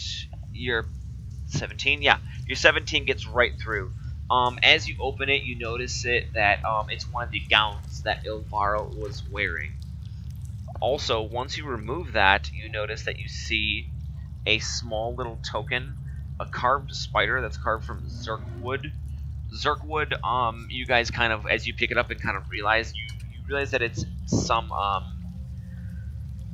it's carved from mushroom, but it's like a harder type of mushroom that almost resembles wood, but a little softer. You can tell that it might be worth some gold. In the chest, it contains valuables held by spellcasters in your party. Spellbooks, components, focuses, and magic items. So it has like a druidic focus. It has double locks component pouch. oh, yes. It has all your guys' stuff, and then it has 2 potions of healing. So you guys can divvy up the potions of healing as you see fit. So we got all our old equipment back, right? No, just the spellcasters. That's my spell book. Yep. Yes. Everything that was taken from the druid and the wizard was in that chest. A harder type of mushroom. Mine is too, right? My Yes, focus. yes. Your holy symbol is in there. Correct.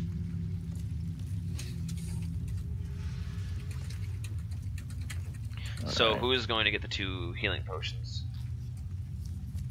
You guys can put them in your inventory as you see fit. I'm just gonna start a new page. Use that for what I have right now. Yep.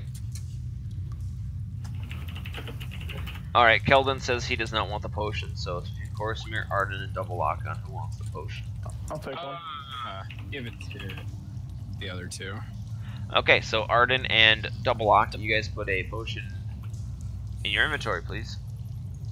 Scott, my wizard like implement or whatever was my staff. Is that I know it like wouldn't fit in a fucking chest, but RP that it's somewhere nearby. Yeah. No, I mean you found it behind the chest, so that's yeah, you're carve one out of soap. Damn it. Okay, so then you guys have opened that. What do you want to do from here? We should probably go down this other trapdoor over here. Yeah, think of it as just more like a latch with a rope ladder. Okay. If that makes So more we'll go sense, down so this it's not latch all with the rope like ladder. terrible. We're Okay, yeah. missing one. We're So you missing guys. Coming down. Okay, you guys are going down there. Wait, what have you guys? Oops. You guys can all climb down the rope ladder, and you find yourself in another room. Jesus. This is fucking room simulator. You guys want me to Alright, throw you a let's check for What traps. does it seem to? What is this room? Just another bedroom? This seems more like a bedroom, not as nice as the one you were just in. It definitely seems to be more rugged and belonging to a male. Okay. So. Yeah, Arden, you notice that you can definitely tell that a male lives here. There are several possessions laid out on the bed that belong to a male. Arden, over here. Arden's just jumping up on the bed. On the bed. Let's check for some traps.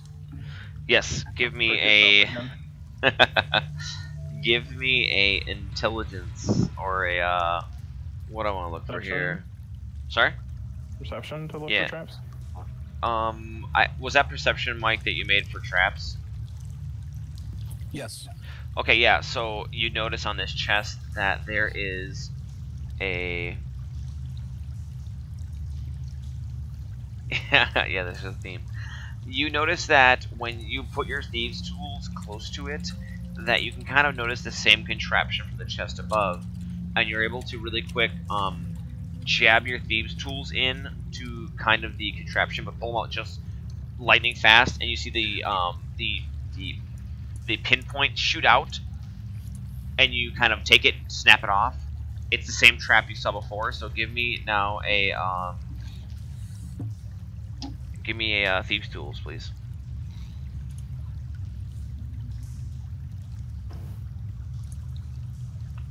$13, 24. Is this sitting in the bathroom? Okay. Discernment. Okay, yeah, that's fine. Okay, so you open it up and you see, you definitely kind of notice this right away that this might be the male drow that was wandering around with Ilvara. In this chest, you see Shore's personal items. You see a bunch of clothing, like a black velveted mask, a set of bone dice engraved with elvish characters. You notice that there is a flask of strong, syrupy blue liquor. Do any of you want that? I'll take the dice. Okay. Remember to write all this down for you guys. The orphan immediately is like, I want Okay. the hooch. Keldon wants the hooch, and when you move the last piece, you notice there is a ornamental rapier in the bottom. Sweet. Fucking sweet. I'm taking that. Okay, so Arden takes that. Ornamental, does that make it any more special? No, but just remember that you have not your own rapier, and it's taken from this room. Prettier. Yeah, it's definitely noticeable. Anyone who look at this rapier would notice that it is very different from than a normal, just blacksmith's run-of-the-mill rapier. Like, you notice that the hilt almost looks like a spider, and it's, you know how like a rapier kind of guards your hand when you're. Yeah, it's cut like that. Yeah. Imagine like the cage of it being like a spider, and its legs kind of protruding down to protect your hand. God, dude, you're so grimdark now. Yeah. Is it magic? No. It's just ornamental. He throws it from the tower. It's fuck this, I don't care. Okay. I take the mask. Sure. Yes. The mask you can put down for the mask that you take. Put down its 25 GP. Okay. So from here, you're at the bottom of the stalagmite. You guys are going to be pop up and pop up. there's not really much that's gonna happen. So you guys are now in this one. Where do you guys want to kind of make your way? I say we head back and just keep going down to the left. Yep. Okay, because when somebody had been in like one of these places, yes, right? in these two, the Keldon and the dwarves have been in there. They were sweeping out. Those were the barracks. They were sweeping out the barracks rooms. Sure. So they were already there. And then the room to the right, right under you guys would be, the main hall where they were. They're in both. That was where the food was, where they went to the larder. Sure. Arden went in there originally to grab these little stock of food and bring it to the other room. So in there's, that's the main hall. So why don't you guys kind of ping or draw on the map where you guys like to go next?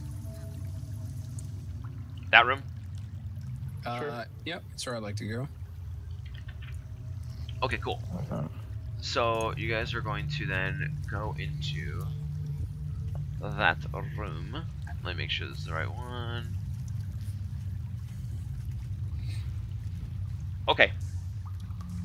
Yes, you guys are going to arrive here. Let me plop you guys. Sorry, I should have done this beforehand. That's fine. Yeah, meanwhile, your little band of people are kind of going through each room that you guys have been in and kind of cleaning up stock, grabbing what they want, grabbing food, kind of pillaging. So all your NPCs are still behind you guys.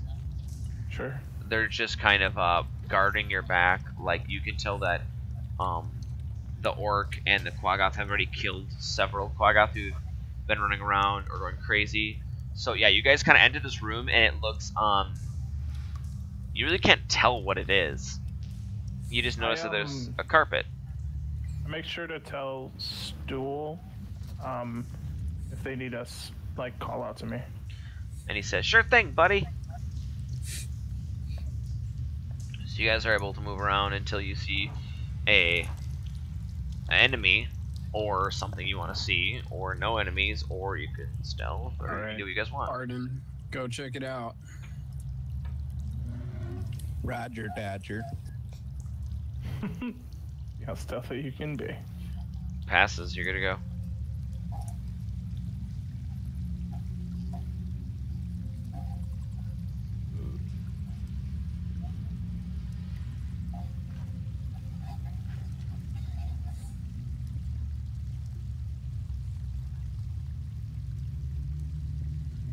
Okay, you notice right away that there is a drow who is definitely dressed differently. He has you can tell that he has a mark on him that kind of shows that he is a higher class. And you've noticed that in that pile of hay over there, there was a Quaggoth who was kind of just sitting there brooding.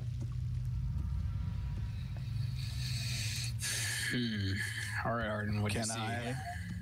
Can I still speak telepathically to my group? No. You have to move a little bit. All right, I'll just go back to him. Sure. All right, we got a big hulking Quaggoth. Whatever. and a really high up drow.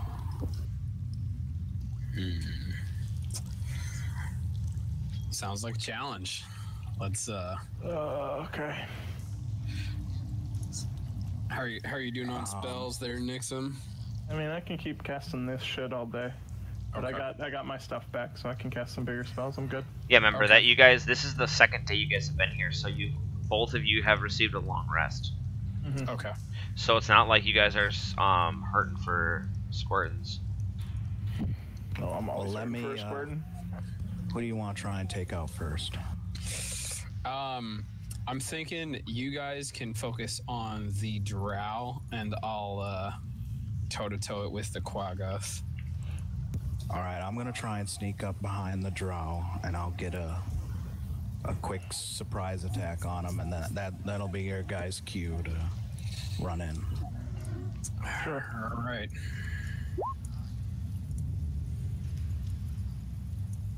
I'm assuming I'm still stealth, right, Scott? Yes, nothing has broke your stealth. You're good to go. All right, so I'm gonna try and get behind this drow here. Okay, give me hold on 1 second. I'm gonna make a roll myself. He feels hot breath on the back of his neck. Nope, does not notice you. Excellent. All right, you two want to move up, get in position to go on that drow, and get on this fucking Quaggoth.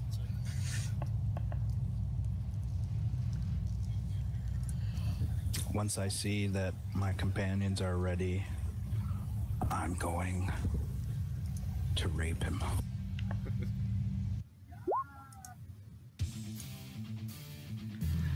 All right. Yeah, Okay. 23 definitely hits him.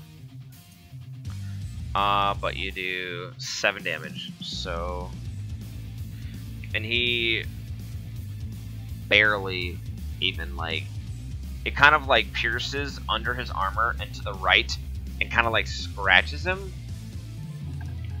but it doesn't get like the crazy effect that you really want. That was the first sneak attack, so we're gonna go. Everyone roll initiative, please. Sure. Oh, double digits. Oh, wow. I didn't know I could get that. Oh, Look at us. all of us We're are all double digits. awesome. There we go. Watch, we're going to get 20, 20, 20. No. Oh crap, spider's still here. There's a spider, too? No, I said a spider was still here. Whoops. I mean, Alright, course we're gonna 15. magical, I know. Oh man, I'm sorry, I fucked up my archetype there. Wait, no, you were supposed to assassinate him, weren't you? I'm sorry, I'm supposed to get crits. We can do it from now on. It's my No, fault, no. right? Go ahead. It's still new to us. Sure, I'm another sorry. Yeah, D8. it's any attack that is a surprise is a critical. Okay, yes. So let's roll with that. It'd be another D8 and another D6. Yep. So right now, roll another D8 and another D6 for me, please. Okay, so it takes 7 more damage. Yeah, that one definitely is gonna hurt a little more. Want something getting like lag. Let me refresh real quick.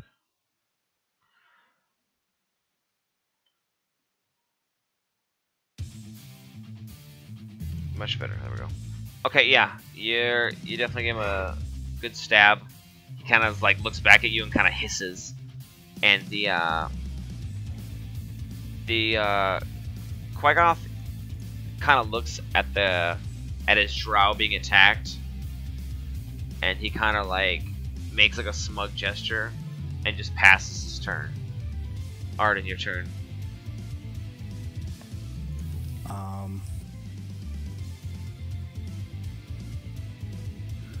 I am going to try and rape him again.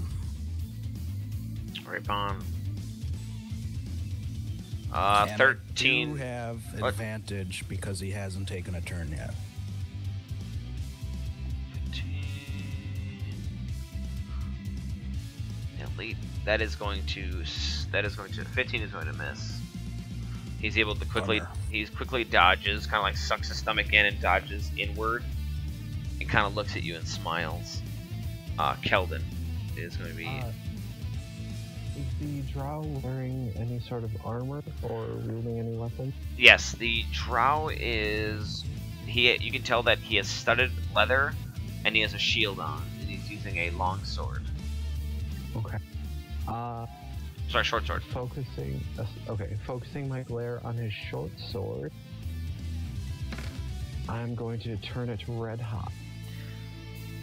Nice. Okay. Let me see the range.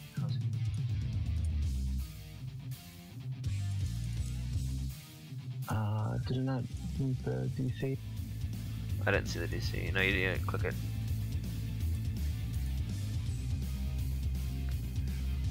See there? Okay, 12. Okay, so I'm gonna take 12 con. DC 20. Crit fail. Yeah, my sword is the Drow's sword is heated. I'm gonna go with a 10. So what happens? I take 10 damage right now. Yes. Oh yeah, so yeah, he kind of looks down at his hand and he's like, he doesn't drop it, but he kind of like wiggles his hand around left to right, like, what is this sorcery? Yeah. And he moves. Drop the sword. Because he doesn't drop it, right? Yeah, no, he dropped it because he failed the con save, right? Yeah. Oh, I'm sorry. What is it? You take the damage, and then the con save is to either drop the item or keep holding it. Yeah, if a creature is holding it or wearing an object, takes the damage from it, the creature must succeed on Constitution saving throw. Oh, okay. Gotcha. Drop the object if it can. If it doesn't drop the object, there's disadvantage on the attack rolls and ability That checks until spell's the start of fucking the next turn. nuts. Until the spell ends, you can use a bonus action on each of your subsequent turns to cause this damage again. Okay. If you're not taking any moves, Kelvin, that would be your turn. Yep, I'm gonna stay put. Corsimir. Wait, what? Oh, I forgot to do. There we go. Corsimir, go. Your turn. Okay, I'm going to channel Divinity, Abjure Enemy on the Quaggoth. And text him. Yeah. He has no service in the Underdark. Fails. Okay. Abjure Make a enemy. wisdom saving throw. Okay. What should be? Wait, why does that say halved? What does it do? It's supposed to be. There's If failed it fails, the save. creature is frightened for 1 minute or until it takes any damage. While frightened, the creature's speed is 0 and it can't benefit from any speed bonus. Yeah, no, he is definitely freaked out. Holy shit. So it spends its movement on its turn To run trying get away. as far away as it can from Connor's character. Yeah. Gotcha. Cool. Are you gonna move it all? Yep, and then I will move. Oh, that's convenient. Right there. Sure. Arden. Wait, no, it's not Arden's turn. Sorry. Double walk. Your turn. How far am I away from that guy? Probably firebolt him, but 60 feet. See if I can do anything cooler. I'm loving all these new spells. They're really awesome. Mm-hmm. As soon as I hit 3, man, I was like, oh, I can do cool stuff now. That heat object one is fucking gay. Mm-hmm. It's like, oh, well, damn it. It's gonna be more and more fun. I'm excited. I can make it harder and harder. Yeah, I was looking on RD&D, and everyone talks about starting campaigns at level 3 because it's so much more fun for most of the classes. That's why I was setting this up. And you aren't such a punk bitch like like you are in the beginning. I'm just gonna still just save some of my spells and cast firebolt on him. It's nice. Throw a ball of Yeah. fire at his ass. Only does 3 damage though. Yeah, I mean, you hit him, it smashes into him, but he barely notices the fire that hits him. He just kind of like makes a hiss. Sure. Okay, now it is the elite guard's turn. He is going to, I don't know the complete rules for disarming. I'm disarmed, so do I spend a whole action grab my weapon, right? Yeah. Yeah, I think so. I mean, if it's within reach or whatever. Yeah, just no, it's drop right in the it. ground, so my weapon looks like it's cooled off. I'm going to spend an action to grab it, and that is my turn. Look up stuff. Quagga's turn. He is terrified of Corsair. Yep. So he is going to move here and end his turn. Arden, your turn. Does he get saves on his return or no, Connor? Is he just like frightened for a minute? All it says is that he's frightened. It actually doesn't say anything about that. Okay, then I guess he doesn't get any. It's the creature's speed is halved for 1 minute or until I take damage. Okay. It looks like it's just like a sleep spell. Frightened creature speed. Rapier. Oh no! Apparently, so if it passes, its speed is halved. But if it doesn't, apparently the frightened creature's speed becomes 0 and can't benefit from any bonuses to speed. So it essentially just stays there, frightened, scared, and just, like curls up in a ball. And gotcha. He just okay. stays there. Yeah. Arden, I'm gonna. And then a frightened creature has disadvantage on ability checks and attack rolls while the Yep. source of its fear is within line of All sight. right, Yeah. Arden, I'm gonna be a friend and I'm gonna move you over to flank. Thanks. Yeah, I was kind of mad. Yeah. Corsair moved where he did, but I'm It's gonna move no, as yeah, far- that's as far as he could move. I was gonna disengage then. No, and you're kinda fine. Sidestep. You don't need to disengage. Or- You're within his movement. Yeah, it's a box. Yeah, you just need to It's move just over. a You're square. fine. You still have your cunning action. So yeah, you stab him for 14 damage. At this, you actually kind of see him finally wince, and he kind of reels back, and he's like, "Ugh." And you kind of see like you notice blood on your rapier. Do you want to take a cunning action, or are you good?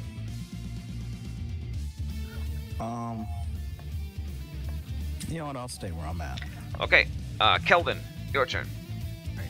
The big guy was on top of the hay, right? Yeah, he's frightened. So I'm sorry. Yeah, he's right there. I moved Okay. a little bit. Alright, yeah, because it does matter to my action. Sure. No. Alright, looking at the drow, I'm going to summon this giant flaming sphere from out of nowhere, Okay. and it's gonna like be right on his side right there.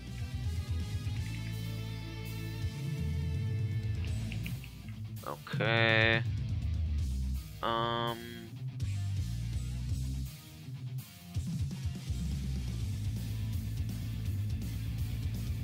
Ooh.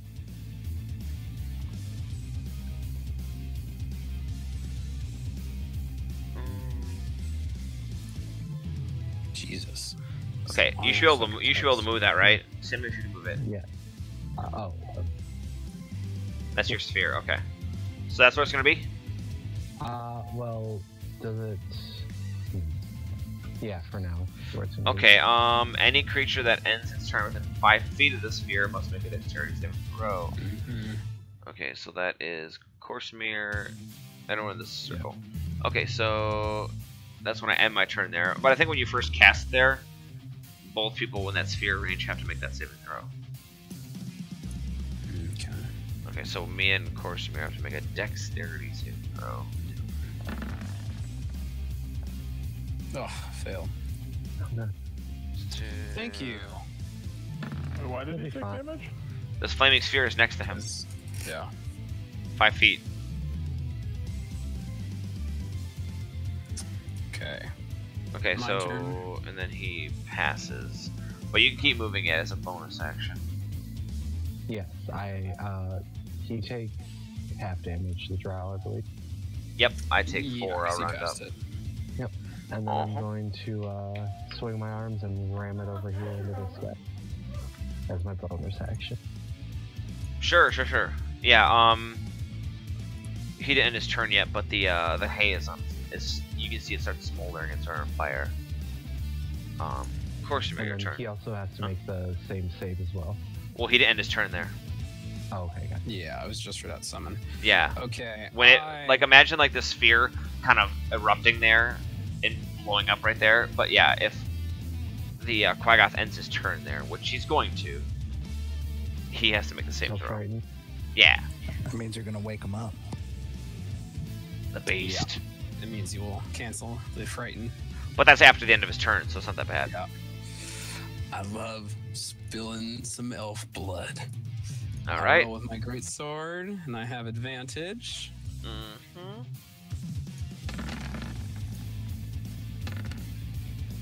22. That's 9 slash. And then I will cast my Searing Smite on him.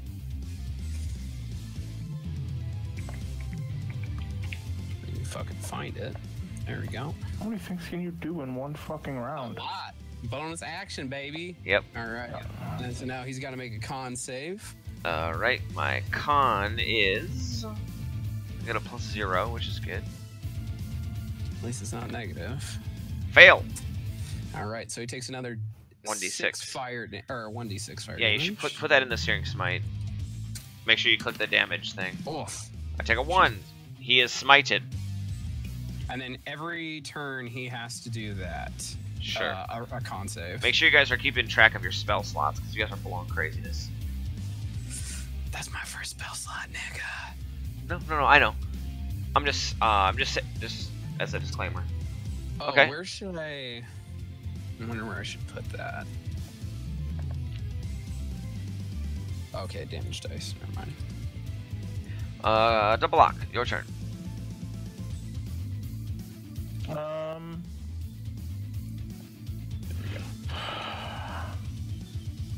Alright, I'm just gonna keep fucking throwing fireballs at this dude. Sure. Oh no, instead I kicked the wrong thing. Sure. But anyway, so Frostbite instead. Sure. So he makes a con save. Passes. Nothing happens. He slashes their frostbolt right out of the air. Now it is his turn. He is going to turn to Corsamir and he is going to make a brutal attack that will kill you instantly. Nah, he just grabs his short sword, and he rolls a 9 because he has disadvantage. And yeah, obviously frustrated because you disgusting surface dwellers are invading his realm. He's got to roll another con save. It's his Oh, turn. yep. Sorry, skip that. Con save. I'll just remind you. It's Thank fine. you. 13 passed. Passes. So it ends now. He doesn't have to make any more. Cool. Okay, Quaggoth, he's still scared. He ends his turn here, but the Quaggoth has to make a searing. Oh, no, I'm sorry, not a flaming sphere check. But Quaggoth's dex 6. He burns for 7 fire damage, and it wakes him up. But it's the end of his turn. So it is Arden's turn. Mr. Kulinov. Going for the triple hat. Don't know what that is. You're gonna have to explain the triple hat. Oh, the Raper. 15 and 15. That is a miss. That'll end my turn. Exciting, Kelvin. I'm gonna scooch up a little bit. Give him a scooch. And extend my hand. And hit him with some pocket sand. Pocket That, sand. oh, gee, you roll insane on that sand. Jesus Christ. Every time it's max. You hit harder than my sword with that shit. 8. Oh, nice. Yeah, he gets sprayed with max 12, and it's right in his face, and he's like, as you can tell, he's very distraught by it, and he is definitely reeling from it, and you can tell it's coursing through his system, and it's not looking good for the hero or villain, however you look at it. Corsamir. All right. Well, gonna hit him with my great sword again, to the shock of everyone. What a twist. What a twist. 7 bonus actions. 19. Right. 9 damage. How you want to do it? Oh, baby. I'm gonna... Well, he's facing away from me, so I'm gonna slash the back of his thighs, and then I'm gonna drive the great sword in stylistic fashion through his spine. Yeah, that just almost... He's almost in two. Like, I imagine, like, you shove the greatsword in right to his spine and kind of, like, just, like turn it to the right. And you kind of see, like, this almost this, like, 60-degree gaping wound from his abdomen as he just kind of lays there and just still dumbfounded that you 4 retards were able to dispatch an elite trial warrior trained in mental Baron-san. But yeah, With that's ease. that's your turn. Double lock. You have the Quaggoth left. The Drow I can has been move dispatched. my Vow of Enmity to the Quaggoth as my bonus Sure. action for that turn, so it'll Yep. be on him now. I will mark him with Ninja Face. He's been vowed. You're Yes, next. the Quake. That's the only one left. Yes, he is awakened. There's your vow. fucking- Ah.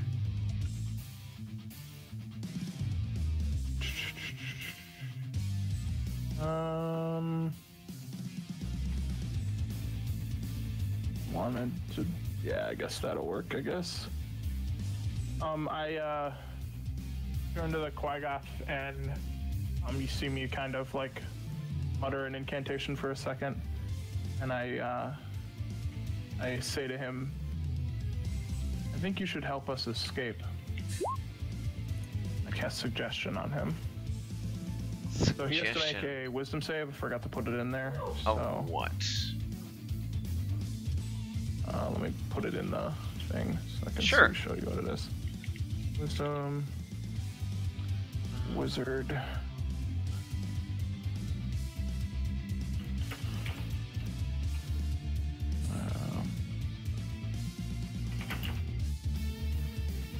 Yeah. There you go. Now it should be in there. DC 14, wisdom save. Bitch. Crit fail. Okay, so he is going to move away from being on fire. He has no money. He has no pockets. He is a. I just make one suggestion. You suggest a course of activity limited to a sentence or two, magically influence the creatures you can see within range that can hear and understand you. But yeah, okay. The Quaggoth kind of looks at you, and you really don't understand him. He doesn't speak common. Oh, he doesn't speak common? Does he understand common? Undercommon, so it's broken. Then I would rule that he has advantage on that save. That's fine. He technically shouldn't understand me. I mean, he knows enough. He knows Undercommon. He's been on the Drow, and Sure. All right. it's broken. Like, he knows most of the words you're saying. He puts two together. Okay, so yeah, that will It lasts up to 8 hours. Okay, so what he's going to do is we'll put back on our escape song. He's going to, you guys kind of dispatch the Drow. We didn't lose his body. Oh sure. The Wait, and this is only for he only does this one thing and he goes back to being hostile though, doesn't he? But it doesn't matter. Oh, okay. Help us escape. yes, Keldon can take his traditional ear of his corpse, and so you have a Drow ear. That was the only thing that was on that guy? Motherfucker! No, I'm not. I didn't get to even explain. Give me loot! Give me fucking loot! The drow on him, he has a short sword, a hand crossbow, he has a chain shirt, and a 100-foot coil of silk rope with a grappling hook. He also, The rope. sure, and he also has a vial on him with drow poison, as do all the drow do.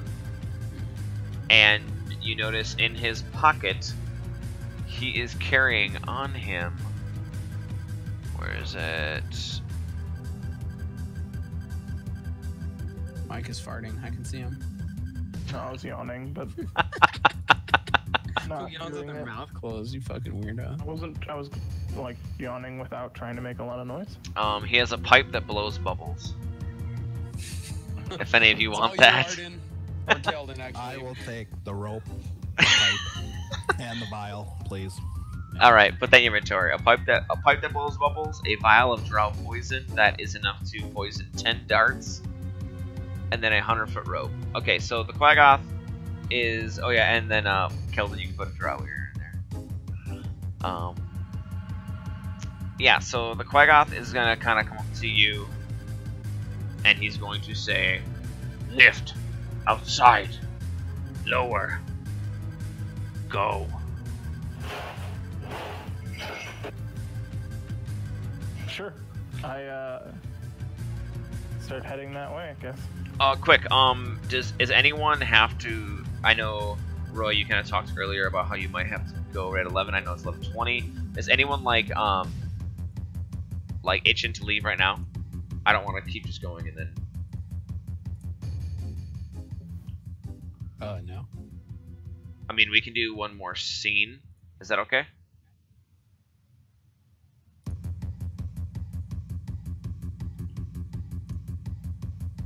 Alright, we can take a 2-minute piss break and then we'll do one more scene.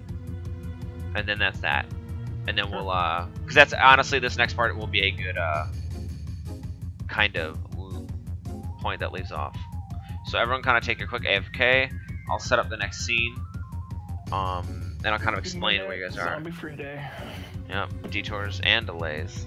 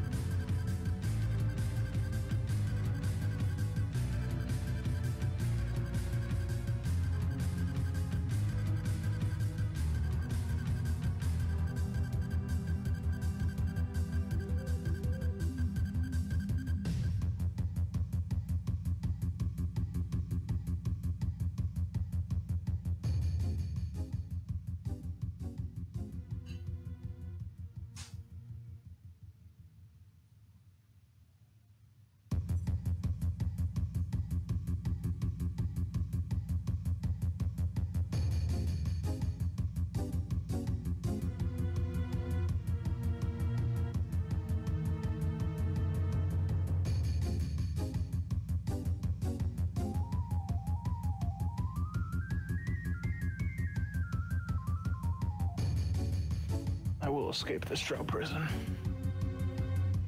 No, you won't. Rebeller. I'd like to check the shower stall to see if there's a secret trap under it. Yeah, if everyone wants to look real quick on their handout, right now you guys have progressed from the left side, and you guys are now where you see that like red crystal door is, and the lift. You guys are near that like little lift right there.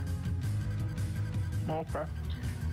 And you kind of notice, or not notice, but you were told by that one Quaggoth that that was almost your means to escape. Yeah. Is the Quaggoth still with us? Or did he Yes. just like tell us where to go and then leave? He is. Oh, fuck yeah.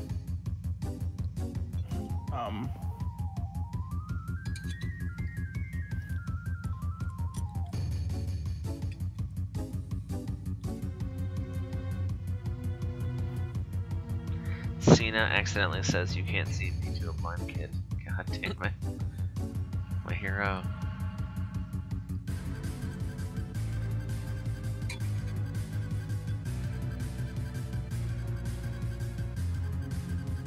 we see those other Quaggoths like guarding the way?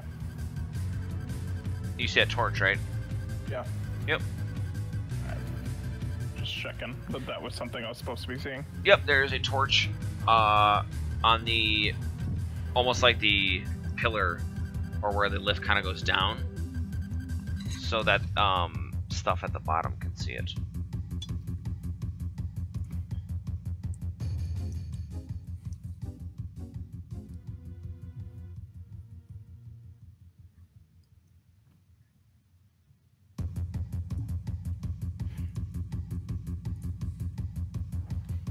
Pretty sure I'm just gonna suggest creatures to protect me.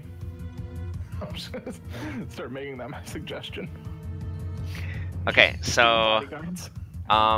Roy and Westdog and Connor here. Mm-hmm. Okay, cool. Yeah.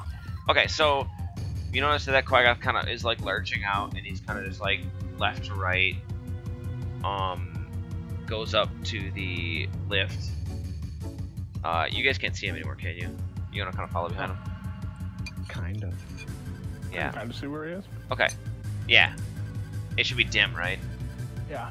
Yeah. So you kind of see him, and he kind of like them down, lift, and you kind of hear the other ones talking more fluent undercommon. You kind of make out words like traitor, intruders, prisoners, and escape. Those are the words you kind of hear. And you hear like them start rustling, and they start fighting amongst each other. So I want everyone to give me another initiative roll. This guy's like, this guy is reminds me of fuck, what was the boss or whatever that was in that one WoW dungeon in Cataclysm? Or Cataclysm, where he just goes running off, like keeps destroying people. Mm-hmm. I believe you're referring to the Clism. Yeah, like in Blackrock Mountain or whatever. Makes me think of that. The Clism.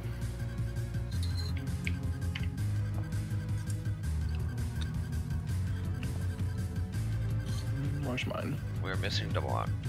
Yeah, I'm casting it right now.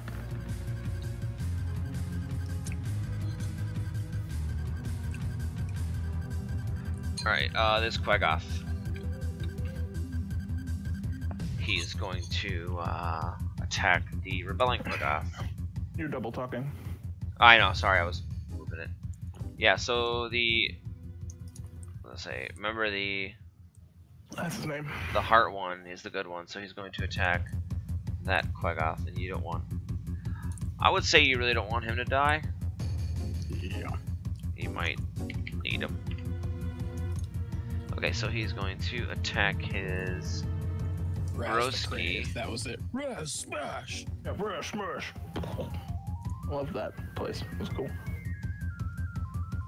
I had to look up my actual Quaggoth because I never actually got to do anything with them. Oops. It's to attack. 7 is going to miss his best friend. You can do it. Arden, your turn.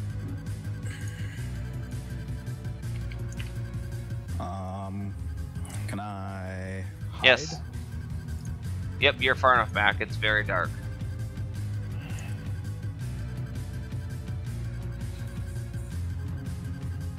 A good stealth check. And I will just move closer. Sure. Remember, you can move and then take a cunning action move again.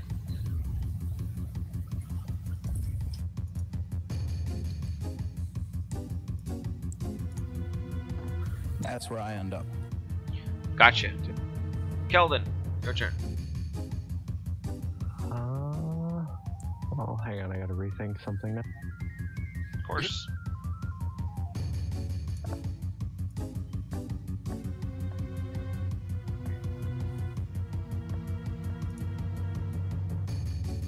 Alright, I'm just gonna take a little scooch forward and Scooch.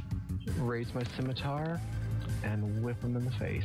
Whip this guy. Which yeah, you would have advantage, so it would hit, dealing 6 damage.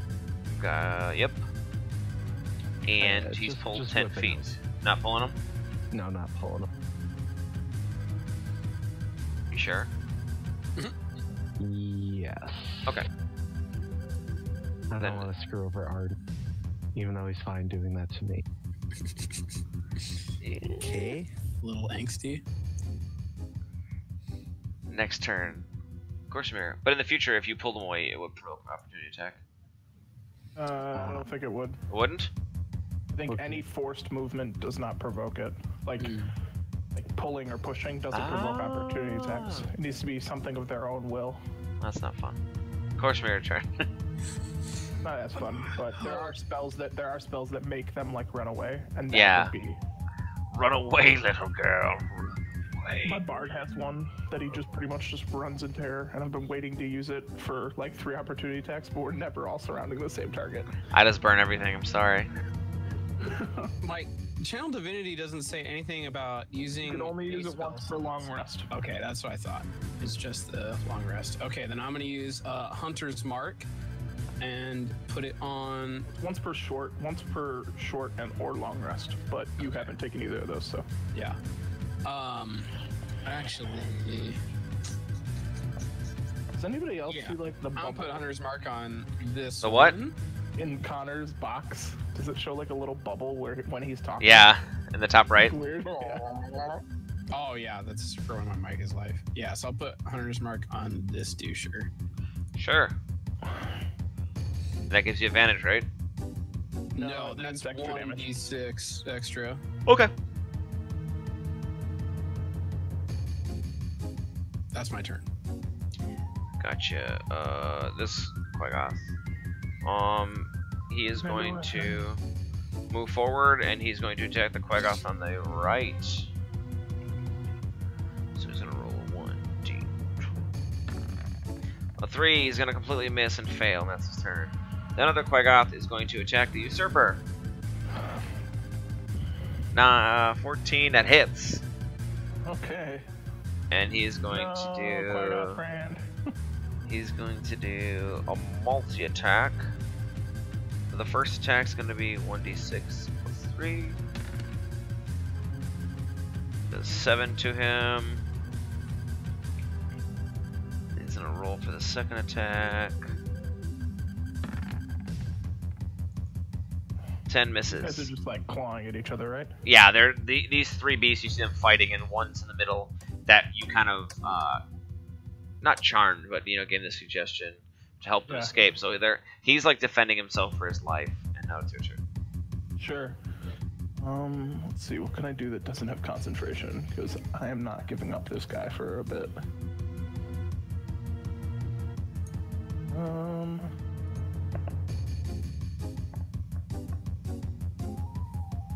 Question. Wait. I can kind of see, like, kind of make out, or like the map in general. Yeah. Is this like a cliff drop off or what? Yep. All right. Nah, I won't do that just yet. Actually, no, I totally am going to. How far can I move? I can move 25 feet. See if I can get. I can't really get into range yet, but I'm gonna move here. Okay. I gotta drag myself over. I'm gonna move there, and then I'm going to cast Chromatic Orb on that guy. Yep. And yeah, it's gonna be. Let's go with good old lightning damage.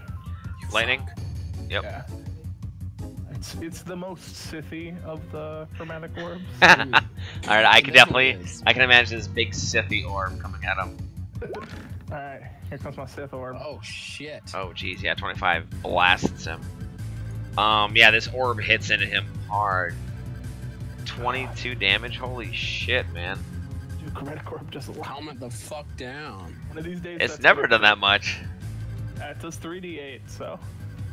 Nuts. Okay, yeah, 22 damage. Almost a crit. Jesus Christ. just shocks him. I mean, the lightning, yeah, it just fucking blasts him, bear blasting. And he knocks right into Arden, but Arden looks over the ledge, he's like, nope. Oh, catting. Next is other Quaggoth's turn. He's going to attack his broski in the middle. Oh, jeez. Natty 20. Natty. So it's going to be 2d6 plus 3. 9 damage to his friendo. And then his second attack, they do multi-attacks. Another crit. Actually, Why I'm do you- totally okay with this guy dying. Why? He's 19. your core. Jesus fucking shit. I didn't want him to die this fast, but I want him to be weak. 9 damage again. Yeah, he definitely reels, and you can start seeing the wounds on him.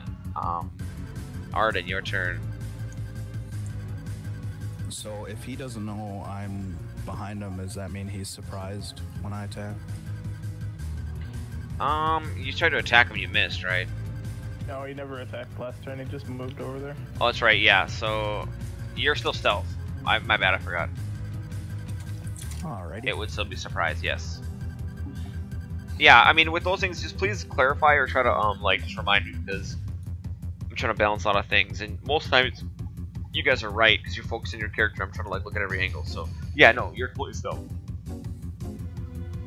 All right. We'll go rape. Rape him. Nice hits. And that's also gonna be a crit then. Yep. Is it? I don't No, think he so. attacked this turn already. Oh, that's right. They have to not No. make. They have to Is not it physical attack. combat? I thought it was Let me look it up real quick. any creature that is surprised is a crit. I thought it was any creature who hasn't taken an action yet. Surprise is assuming the surprise round, not like a. Yeah. Not like you didn't know you were there. I think it's mainly for like getting the jump on people for that. Yeah, person like to assassinating attack. someone. Oh. Yeah, okay. so no, he still takes the 11 damage, and he's visibly, his fur is patchy, it's running red with blood. The Quaggoths are mostly like whitish, greenish creatures, and this one is just getting drenched in blood. Keldon, it's your turn. Alright, some more scooching is in order. Up to there. Scooch. And Scooch let's try magooch. some pocket sand. Every damn time. Alright, I got a con. +3, actually. Quaggoths are immune to poison. How am I supposed to know that? You're not supposed to know that, that's meta. Yeah, someone take 1d4 meta damage, please. Oh, I don't give a fuck. I'll take 1d4 meta damage. I'm a fucking. Yeah, paladin. the poison spray hits him, and he kind of looks unnoticed. But yeah, don't Google every monster manual fight, please. Oh no, I was just saying it's not gonna do anything. He already launched it, so it's not like he could fucking take it back. Yeah, the Quaggoth looks at, shrugs it off, and he is completely immune to the poison. Yeah, he already launched it, so I was just like, by the way, it's not gonna. No, you didn't know that, and that's complete. That's Connor being a faggot. What? Not only is he a marine biologist. All right, good night, son. All right, let's swing my great sword at this guy. 15 hits, and And yeah, then I roll another d6 Goes for my Hunter's Mark? fucking Yep. ability. Yeah. Put that one in there too. yep, Okay, 15. so 15. Yep. Yep, the Quaggoth kind of moves forward, moves to the right, kind of stumbles, and you see him fall, and then just kind of like lean his arm over, and just he slims down the edge, and he falls off the edge. Okay, So he's- and then I will move up here, and my hunter's mark changes to this guy.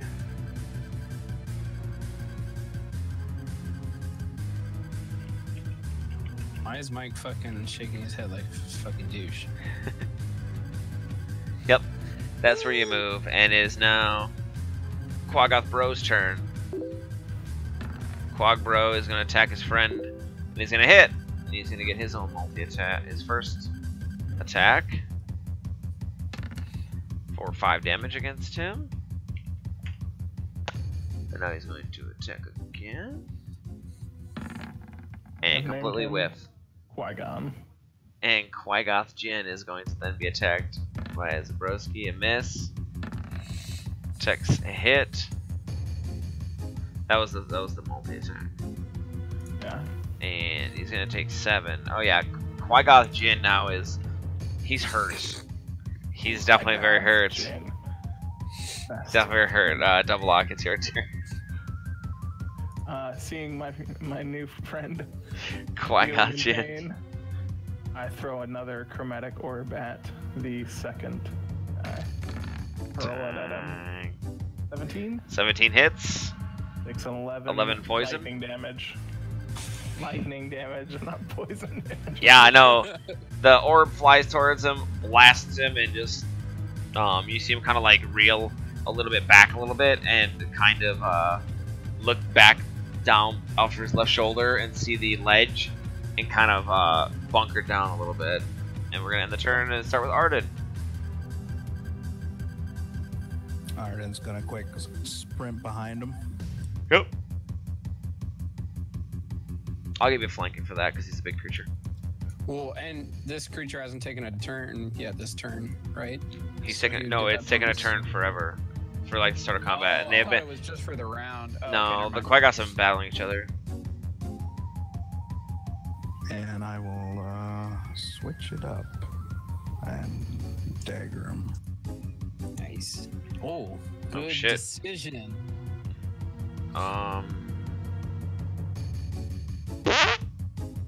15. And the second one misses. So yeah, you give him the first guttural stab for 15. I'm gonna say right in the back of his thigh, and you kind of dig into. He feels the cut, and you can kind of see him limp down. But even on his knees, he's still as tall as Corsamir. And Keldon, it's your turn. Alright, I will move up here. And I will try to slice this guy with my scimitar. 12 misses. Oof. Close, but no, Seagar, you were very close. He's able to kind of slap it away. Of course, your turn. Okay, I'll move up right to the edge right here.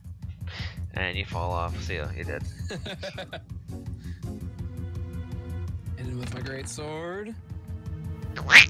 22, 12, another D6. Why you didn't? He's not marked. It changes as soon as that guy dies, so it's marked. Moved it as a bonus action when the other person dies. Yep. Oh, okay, cool. Yeah, no, Yeah. he is Both super. of my Yeah, moves when you I- slash him like I'm like right against his biceps, and he kind of you can see this Quagoth is like becoming very, very, very, very crippled in a sense. And now it's Quagbro's turn. Oh wait, hold on. I want to smite him. I want to smite him. Oh, sure. That's your last spell slot then, right? Yeah, that's my last one. Okay. It's gonna make it. Yep. Oh shit. It's DC Con. They have a Come on. plus. Fuck you. Fuck you. Fuck you. Fuck you. Use Divine Smite. I know. I should have used Divine Smite, but I don't give a fuck. Yeah. Oh. Nice Oh, try. I thought it was on the 2. Nope. Fuck. He Damn is able to say F you. Yep. Laugh at you. I keep forgetting because Divine Smite's under my class, and then the other ones are under my fucking spell book, so I always forget about Divine Smite. Yeah, okay, so Quagbro's turn.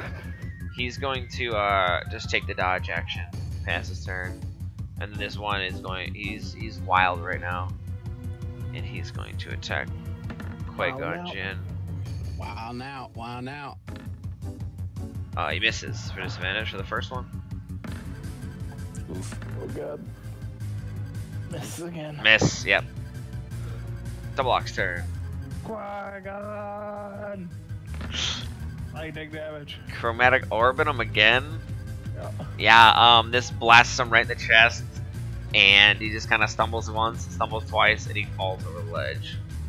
Yep. And the Quagoths are both dead. they fell down the ledge.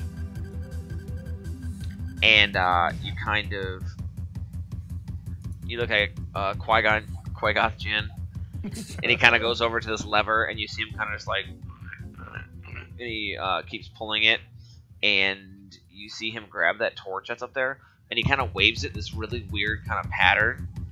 Like, it's just like what he's doing. It looks very sporadic, but kind of awkward.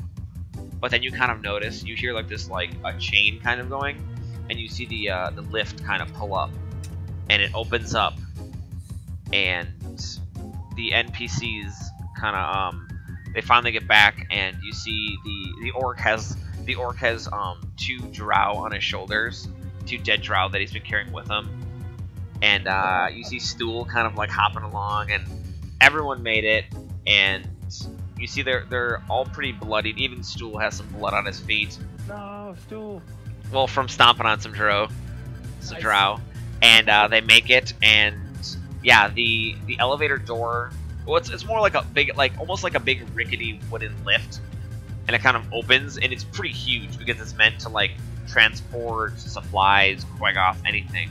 So you guys basically all shuffle in, and the door closes, and you kind of wave goodbye to Qui-Gon Jinn, and he starts twisting the lever, and you guys start descending down to the ground floor, and that's where we're gonna end up. You guys have successfully, for the most part, quotation mark, for the most part, escaped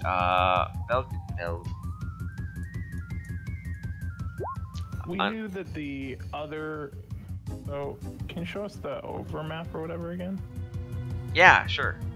This is where you guys were. So we knew like these places were barracks and the larder, right? Yes. Okay. Yeah, you guys. Keldon was in the barracks, and they were sweeping under the beds, and Arden had made a trip through the larder, I which want was you that to one know, picture. Connor. Never checked out this room. I know. Forever Check be it out. sad. We have to go back, Kate. Qui-Gon Jinn has died.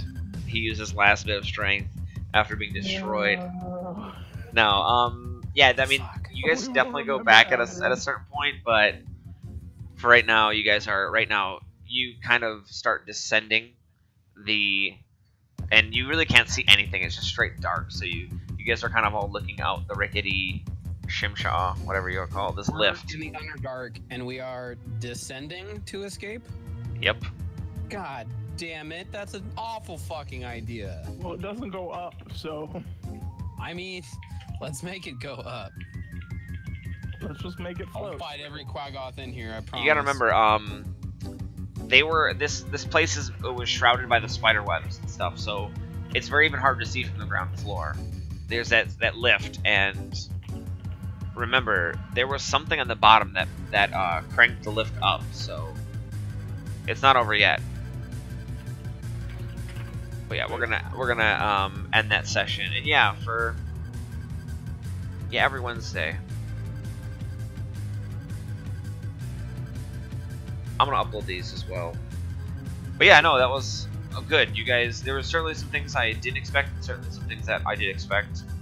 There was multiple ways I had written to kind of escape, but you guys did good.